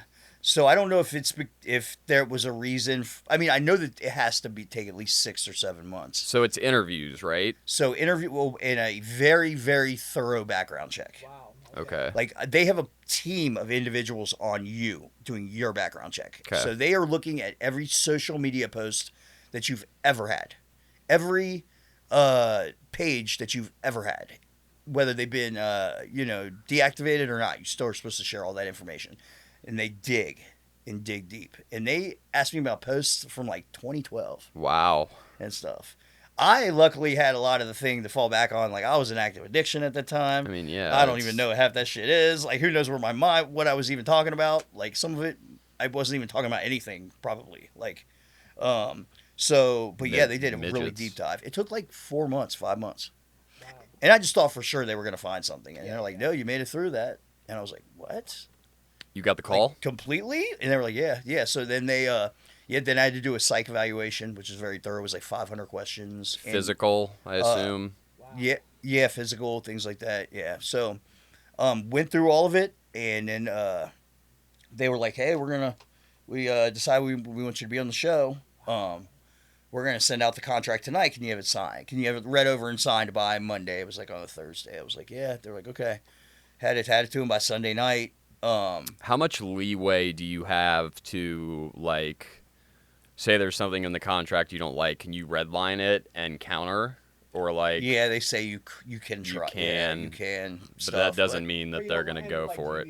You don't want to blow your shot. Yeah, exactly. So it's like at the same time, you're like, how much do I really want to push this? Right. You know.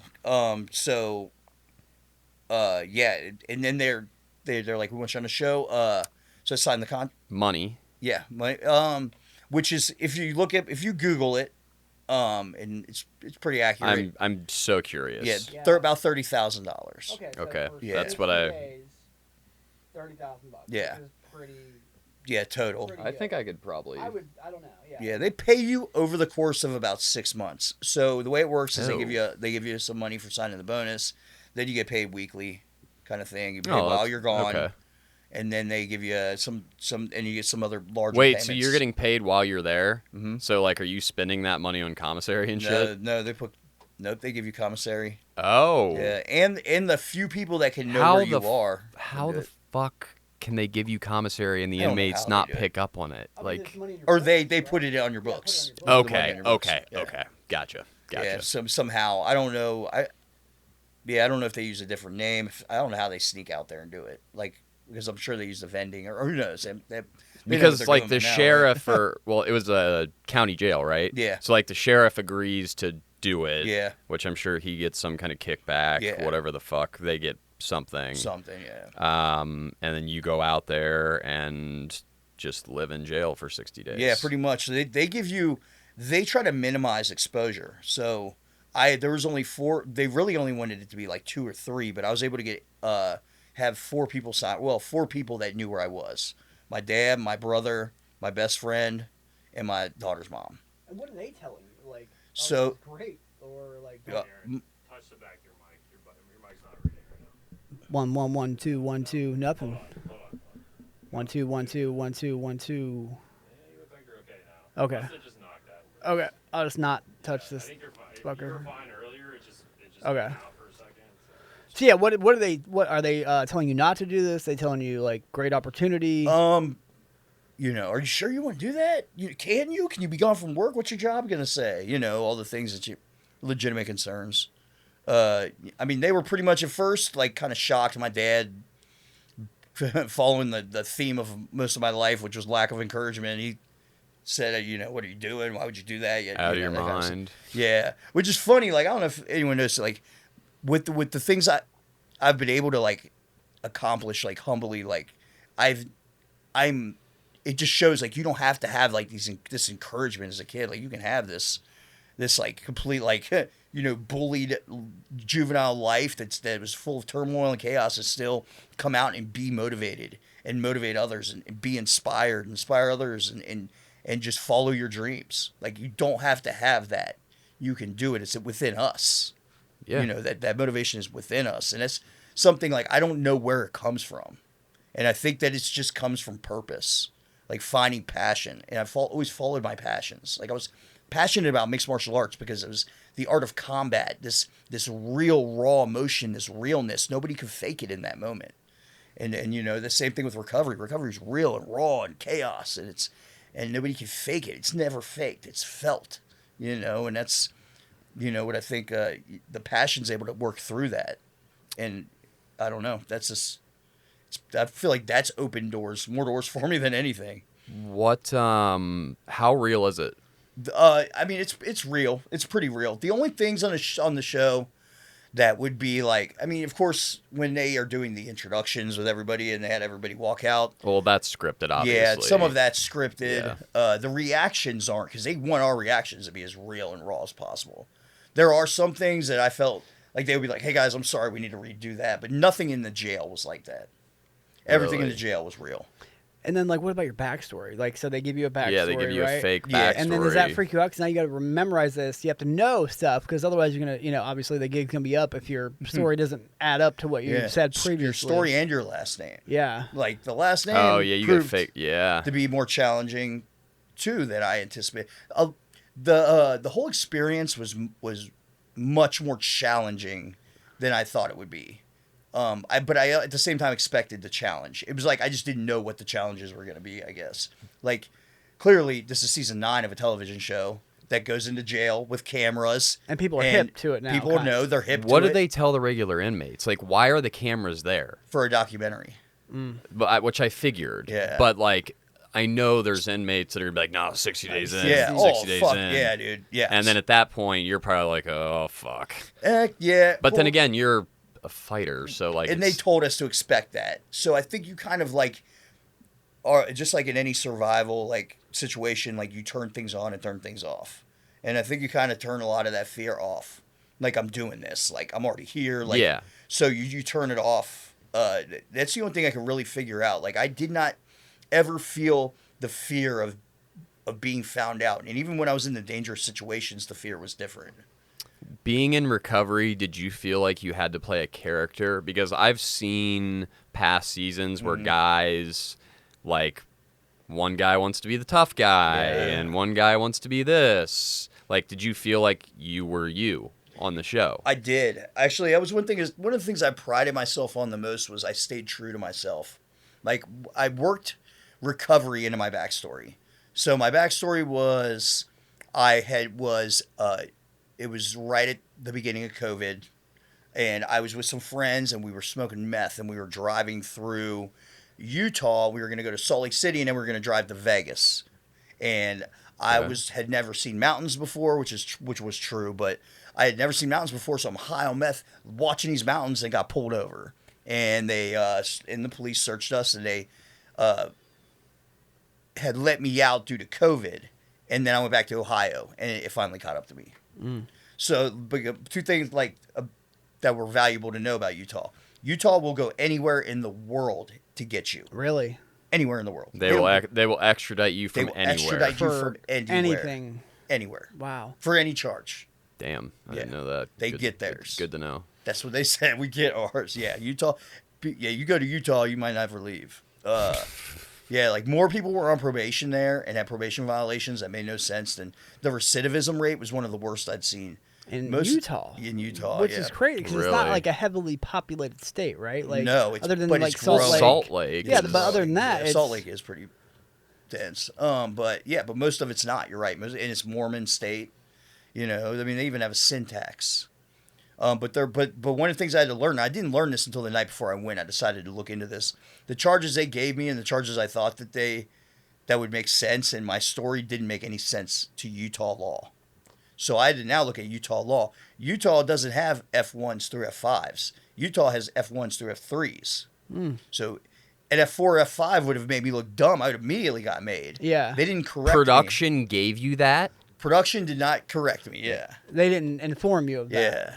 That you could have got your that could Yeah. that's dangerous. Yeah. And then they told me to say that I had this certain amount, but I was only got this much time. And I was like, yeah, that has snitch written that all over Doesn't it. make any that sense. doesn't, Yeah, that that doesn't doesn't make any work sense. either. And Yes. then do they? So like I don't know. Do they send the camera crew in prior to you Yeah. guys coming in? So Yeah. it's there for a while established. So Yeah, then you're they've been just there for a another couple months. okay. Because I would say it's like red flag immediately. Yeah. And they said everybody was suspicious, but they had thought that other people had already gone through there. Yeah. So Like, they already they'd thought already like by the time accused you people. get there, everybody else is like Yeah. 60 days in. The yeah. thing too is like inmates love fucking cameras. Yeah. Inmates love cameras. Whether they, call out, it's snitch, whatever, they want to be in front of Oh, that yeah. fucking camera. Dude, they were doing card tricks Yeah, and shit. they Like, it was loved it. Yeah, hilarious. they love cameras. They had like photographers come in. Like it was but people loved it, dude. Like Did you have any run-ins? Any like Close close calls? calls where it was like, yeah. I probably should, but I'm not going to because I'm not technically locked up. This is for a TV show. Yeah. So there was one instance. Well, there's a few. Yeah, but there's one instance they showed on one of the reels that they posted was I got this. My cellmate had just left. My first cellmate, and I got this other dude was in there. He's kind of was like talking to me all the time, and they let you pick your cellmates. If well, I guess like you couldn't say like I want this guy to leave and this guy to come in, but if you had an open bed and there was a guy that needed a roommate or something, then they would let you like. You could tell production. No, not production. The jail. Oh, so they would do that for everybody. Yeah. Okay. The jail. Oh, wow. Yeah. So this guy is there. He's there for a DUI. He's a perfect person that I would normally try to talk to, and Sure. the guy was super negative. He had it was everybody else's fault. He was there. He had been to 3 treatment centers, had 3 DUIs, but he wasn't an alcoholic, and he didn't understand why they kept trying to make him go to treatment, but he kept getting DUIs. Right? I know the type. Classic. Yes, exactly. We know the type. So I'm I'm gonna try to, so I'm talking to this guy. We're sitting there in the day room, and the day before, I had just found out that one of my really good friends, Billy Cannon, had passed away from an overdose back home while I was gone. And I had helped Billy previous. I'd helped his other some of his family members. So that was like weighing on me a little bit. And it was an emotional moment for me to be sitting in that cell and battling, like knowing I'm not going to get to the funeral of his children. Yeah. And are you allowed to? What we can't do? even talk about Could it, I though, have can done you? something? I mean, you could have tapped and Could have, gone, right. but Right. yeah, that's tough. But instead, I saw it like that's the exact reason I'm here, is to prevent that from Correct. happening. Correct. I cannot do anything out there, but I can do something in here. Yeah. This is my opportunity. So, but me and this guy are sitting there, and we're talking, and I'm like, yeah, we're talking about. I'm bringing up conversation about fentanyl and asking him about some stuff, and he was like, yeah, man. So I was riding my board, my longboard to work, and I saw a guy hitting some foil behind a bush, and he fell back and he started convulsing, and I was like, good riddance. Oh boy. And I was like, Did it just like yeah, it started like to switch? Was it like a switch? Yeah. And I'm like, did this and I'm like, yeah, I'm about to fuck this dude up. Like, and I'm like, so you could see in the video, like, my face. But you just change didn't you just finish telling him yeah, what the pretty fuck much. you did? Yeah. Yeah. They And didn't he show that still on the said show, it? though. Yep. Yeah, they still said it. That's how dumb this dude ended up to be. Like, he's completely oblivious to anything he was saying that was stupid. He said something else stupid, too. He was, yeah, but I was in holding with a guy with a face tattoo, and I was like, you're stupid for getting a face tattoo. I'm like, no, you didn't. No, you didn't. You did not do that. Like, I remember that's when I called him out. Like, no, bro, stop. Yeah, because you would have got punched right in your shit. that dude would have knocked your teeth out of your face. Like, you're not big, you're not tough, you're not menacing. Like, you actually talk way too much. And so I moved this guy into my cell. So I get really pissed, and I'm like, I think the term I used was I was gonna open hand beat this man because he didn't deserve a closed fist. Was what I said to the camera, which was a little dramatic, but But it like makes sense. I like it. Nothing I like it. more I like it. humiliating than a slap. like yeah, it. like I'm gonna open hand beat this man. Like that's all I could think was like just open hand beat him, Daniel. Then it won't be as serious of an assault charge if you even get one. Like but I was like, nope, that's not why I'm here. I'm here to bring change. Yeah, you don't want to catch an Inspire assault charge. Right, In 6 In years. jail. And so I walked It's not around. even real. It's You're not fucking- even- it's a yeah. TV I know, I'm not show. even really. I know, I'm employed right now. Like I'm there. Yeah, on job. exactly. But I go back to my cell, and I kind of was like, what would my sponsor want me to do? And I remember that, this sick man's prayer. Kind of said that to myself a few times, and I was like, okay, what can I do?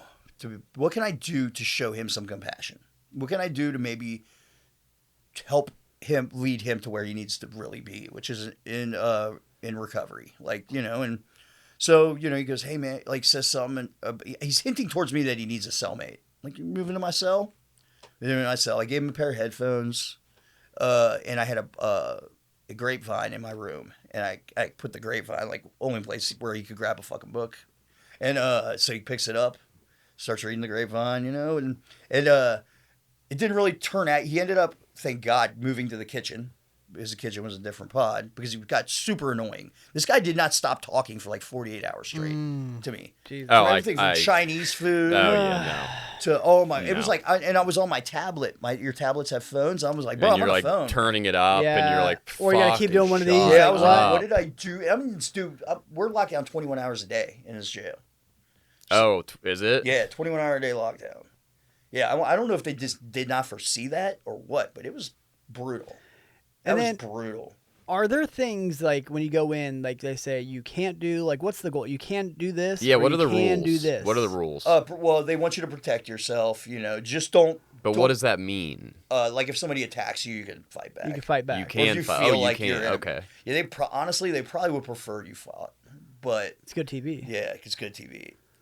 Right. That's what those fans want to see. Interesting. But they tell you like you could get a charge, so don't go beating anybody up.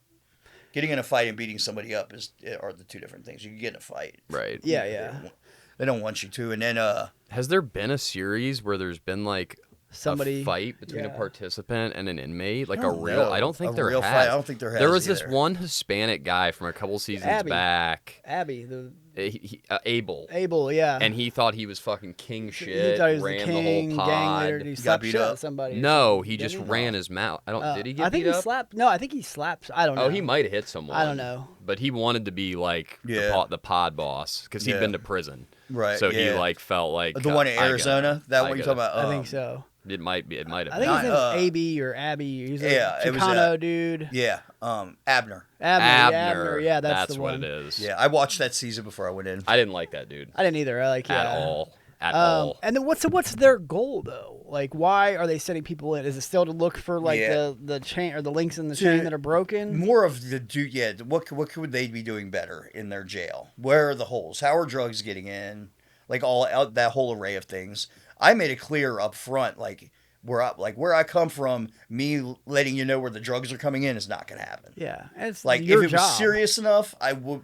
And I kind of was just like, look, but I will be very, like if very it much kill value. if it could kill someone Yeah. or like yeah. But I'm not going to actively seek like to try to get somebody more time type shit or something. Right. And to be honest, like there's cameras they install I was 4 gonna giant say, cameras in the cell block.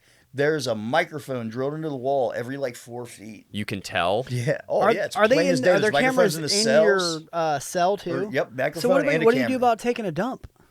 It's supposedly only sees like from that part on. Okay, and you ever like worry about that, like while you're taking a dump, like maybe they are watching? No, I got no. In the one of the first episodes, I got naked. How did you bring a dump into this? Because like yeah, like there's a toilet right there, Yeah. right? And like this is No, I people got watching naked, these constantly. literally, and went into the shower. But and then like everybody, they made a big deal out of it on the show. Like I'd done I'm something sure. wrong. Oh, yeah. I'm I sure. did that on purpose. Yeah. I was in assert dominance, Gee, what a and like I know I'm on TV. Like I'm trying to find ways to be entertaining. yeah, I'm like, trying like well, yeah. anything to make it stick Would- out, right? Right. Would you do it again? I think I would. Yeah. But I don't think I would do it twice. But I would do it again at the same time. Like I don't know. Like if I hadn't done it before, being away from I my see what you're child saying. was so hard. Yeah, 6 days is a long Yeah, time. my jail daughter time. was just turned 7, and so was 5 because I got out the day on her birthday, her 6th birthday, because the guards made me. I was in danger. Like the guards were going to do something to me. So you didn't make it all the way through. Oh, I the- made it 58 days. The What? guards were gonna do something. 58 to you. days. Yeah, the guards made me. I was good with the inmates. I weathered that storm. Like I had threats. There was generalized threats towards somebody. I weathered them. I was part What'd of you those do? conversations. What'd you do to piss the guards off? Filed a grievance. And they're not in on the bit. They don't No, know you're none a of plant. the guards. I'll Nope. be damned. Like there was like one supervisor and of course the chief of the jail. Like the head dogs know. The head guys know, and then like a few of their confidants. So like clearly the guy that brought us into the jail under arrest knew. A couple other people. The undersheriff, the sheriff, and Chief Higley were the 3 main law enforcement involved. Is there ever a point in the 58 days you're like, what the hell am I? Why Yeah, am I yeah, doing, why from am I day one. doing this? Yeah, when we drove through the Sallyport, I was like, "What am I doing? Like, what? I'm in here now." I can only imagine. Like my adrenaline was going so hard when we pulled in there because I felt like when I got out in those shackles, everybody looked at me, Yeah. and they probably you thought did. you thought they did Yeah. at least. Like, yeah, and you can thought see it the was- television production crew that you were just hanging out with for 4 days. Yeah. Acting like they don't know who you are. They're there filming other people and talking to other people in there. It was chaos. That would be such a mind fuck for me doing Yeah. that whole Yeah, process. Like too. thinking everybody knows or like Yeah, that was dude. the hard part. You had to just be like, hey, if they find out I know You how to can fight. tap, Or am I you like- fight, or you fight. Yeah. But with the tapping, like they told us a few days into it, like, hey, if you tap out on a Friday, we aren't going to be able to get to you till Monday. Wow. So so production, what, production's like, 5 we don't o'clock, have we're out? access. Yeah. And then she just And it wasn't because they're like, we'll still be watching. So they're still watching through the cameras. They have people watching those cameras 24/7. I mean, they're moving. sure. I mean, those cameras don't move automatically. They're moving them from control center. So the cameras follow you around and shit. Yeah. But that's part of the challenge. Part of the challenge is, can you keep seen- your cover? Yeah, I've seen the inmates like bring that up on Yeah. previous seasons. Like, why is that camera following that motherfucker around Yeah. everywhere he goes? Like, And My then- cellmate was questioning me a lot, and he was like, bro, that camera follows you everywhere. I was like, wouldn't you? face like this. You know, like, I just Yeah. took on Yeah, it's I all just you took can on do. this cocky role. Like I had to, like, you had to find Yeah. a way to strategically get through this. And that's what my like. Are you like when you're walking day to day? Like, am I acting right now, or am I just being myself? Because Yeah. So I tried to stay as really, like, there was some things that were so close to my normal life. Like, the only difference was my last name. Like, I was like, you know what? I'm going to see how well I can do this. Like, I told them I worked in treatment. I told them I only had 3 years sober though. yeah, And it was a little bit of a different backstory as to how I went to treatment and stuff. But I stuck to that. I stuck to working in treatment because I still wanted to help people. And I did. They didn't show this, but I was able to help 4 people while I was in there. that's cool. You know, That's it cool. was all different. But like my first cellmate, Jose, had been in that jail for a year. Nobody's came and talked to this guy about treatment or next steps. He's going right back out to the streets where he just came from for smoking meth. Yeah. So when I got there, we read from read from one of the recovery literature. Yeah, read Yeah. from one of the recovery support books. Every day, we would read a passage. We would read one of the other affiliated books, and we would talk about recovery. And what are we going to do different when we get out of here? What am I going to do different too? Because I'm clearly in here for fucking up too. Like, you know.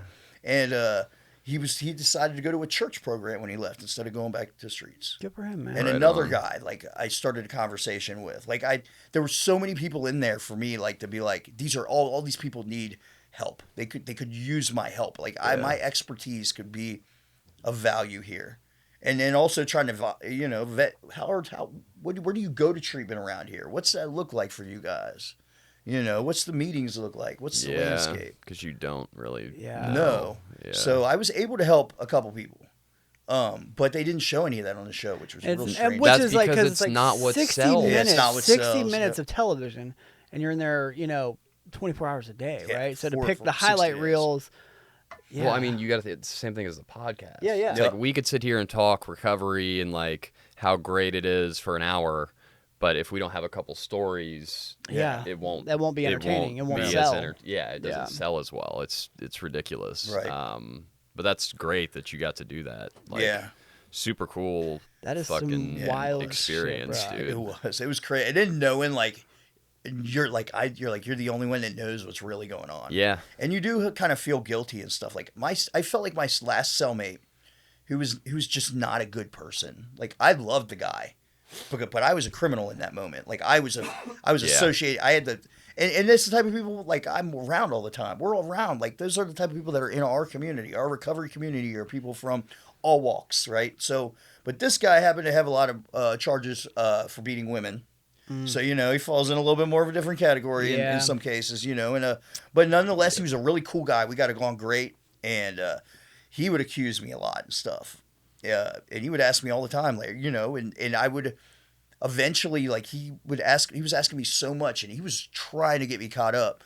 Like, I started to get aggressive. You had to. Yeah. You had no choice. Yeah. Listen, dog. Yeah, We're not talking don't about. fucking We're not. question me We're no not more. talking Yeah. about this anymore. Yeah, but he would always point out the camera. Like, he was trying to. And what's funny is at the end of the day, when they pulled me, he thought they took me to the hole, because he had just been observing those guards Yep. harassing me for the last 48 hours.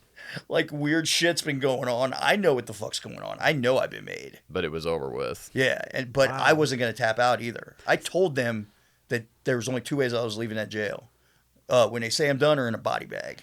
So they better choose, you know. And Pissed off about that though? Like, you were so 2 days away, right? It's good enough. no, I was actually happy with my exit, I went out with a bang. Okay, so you still look kind of credible. I mean, right? still, Yeah. you basically did the 60. Yeah, I like- wrote it out. I was actually like- still in there longer than any of the other participants. And do they pay you less if you don't complete it?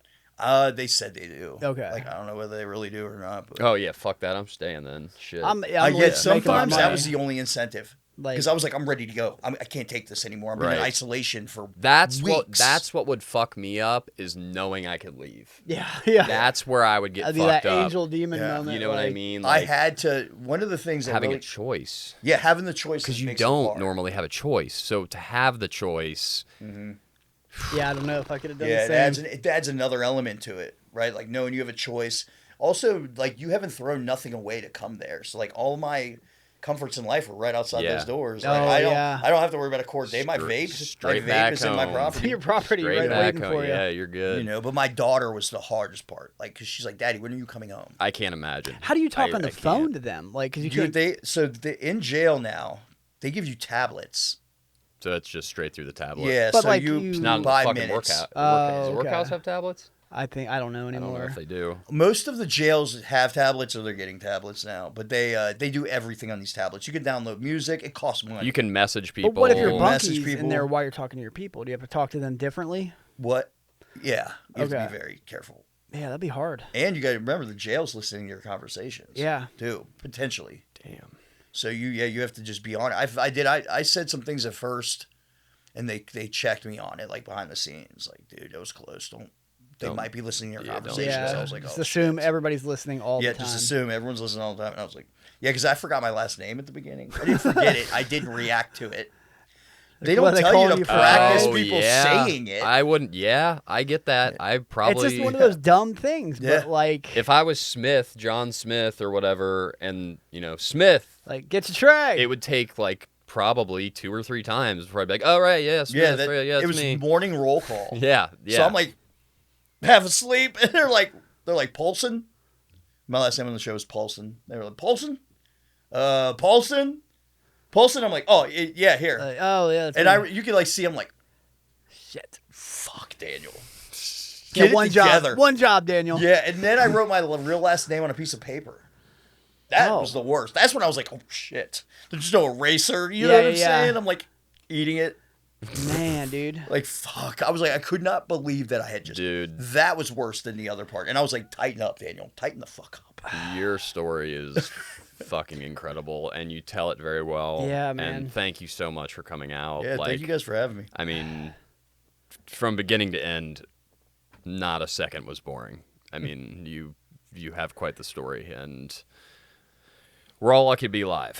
Yeah, I was gonna say you're lucky to be alive, but truthfully, we're all lucky to be alive. So, thank you so much. Seriously, Yeah, and thank you for having me. of course. That was Yeah, any wild. opportunity we get to spread the message, right? Of some kind. Yeah, absolutely.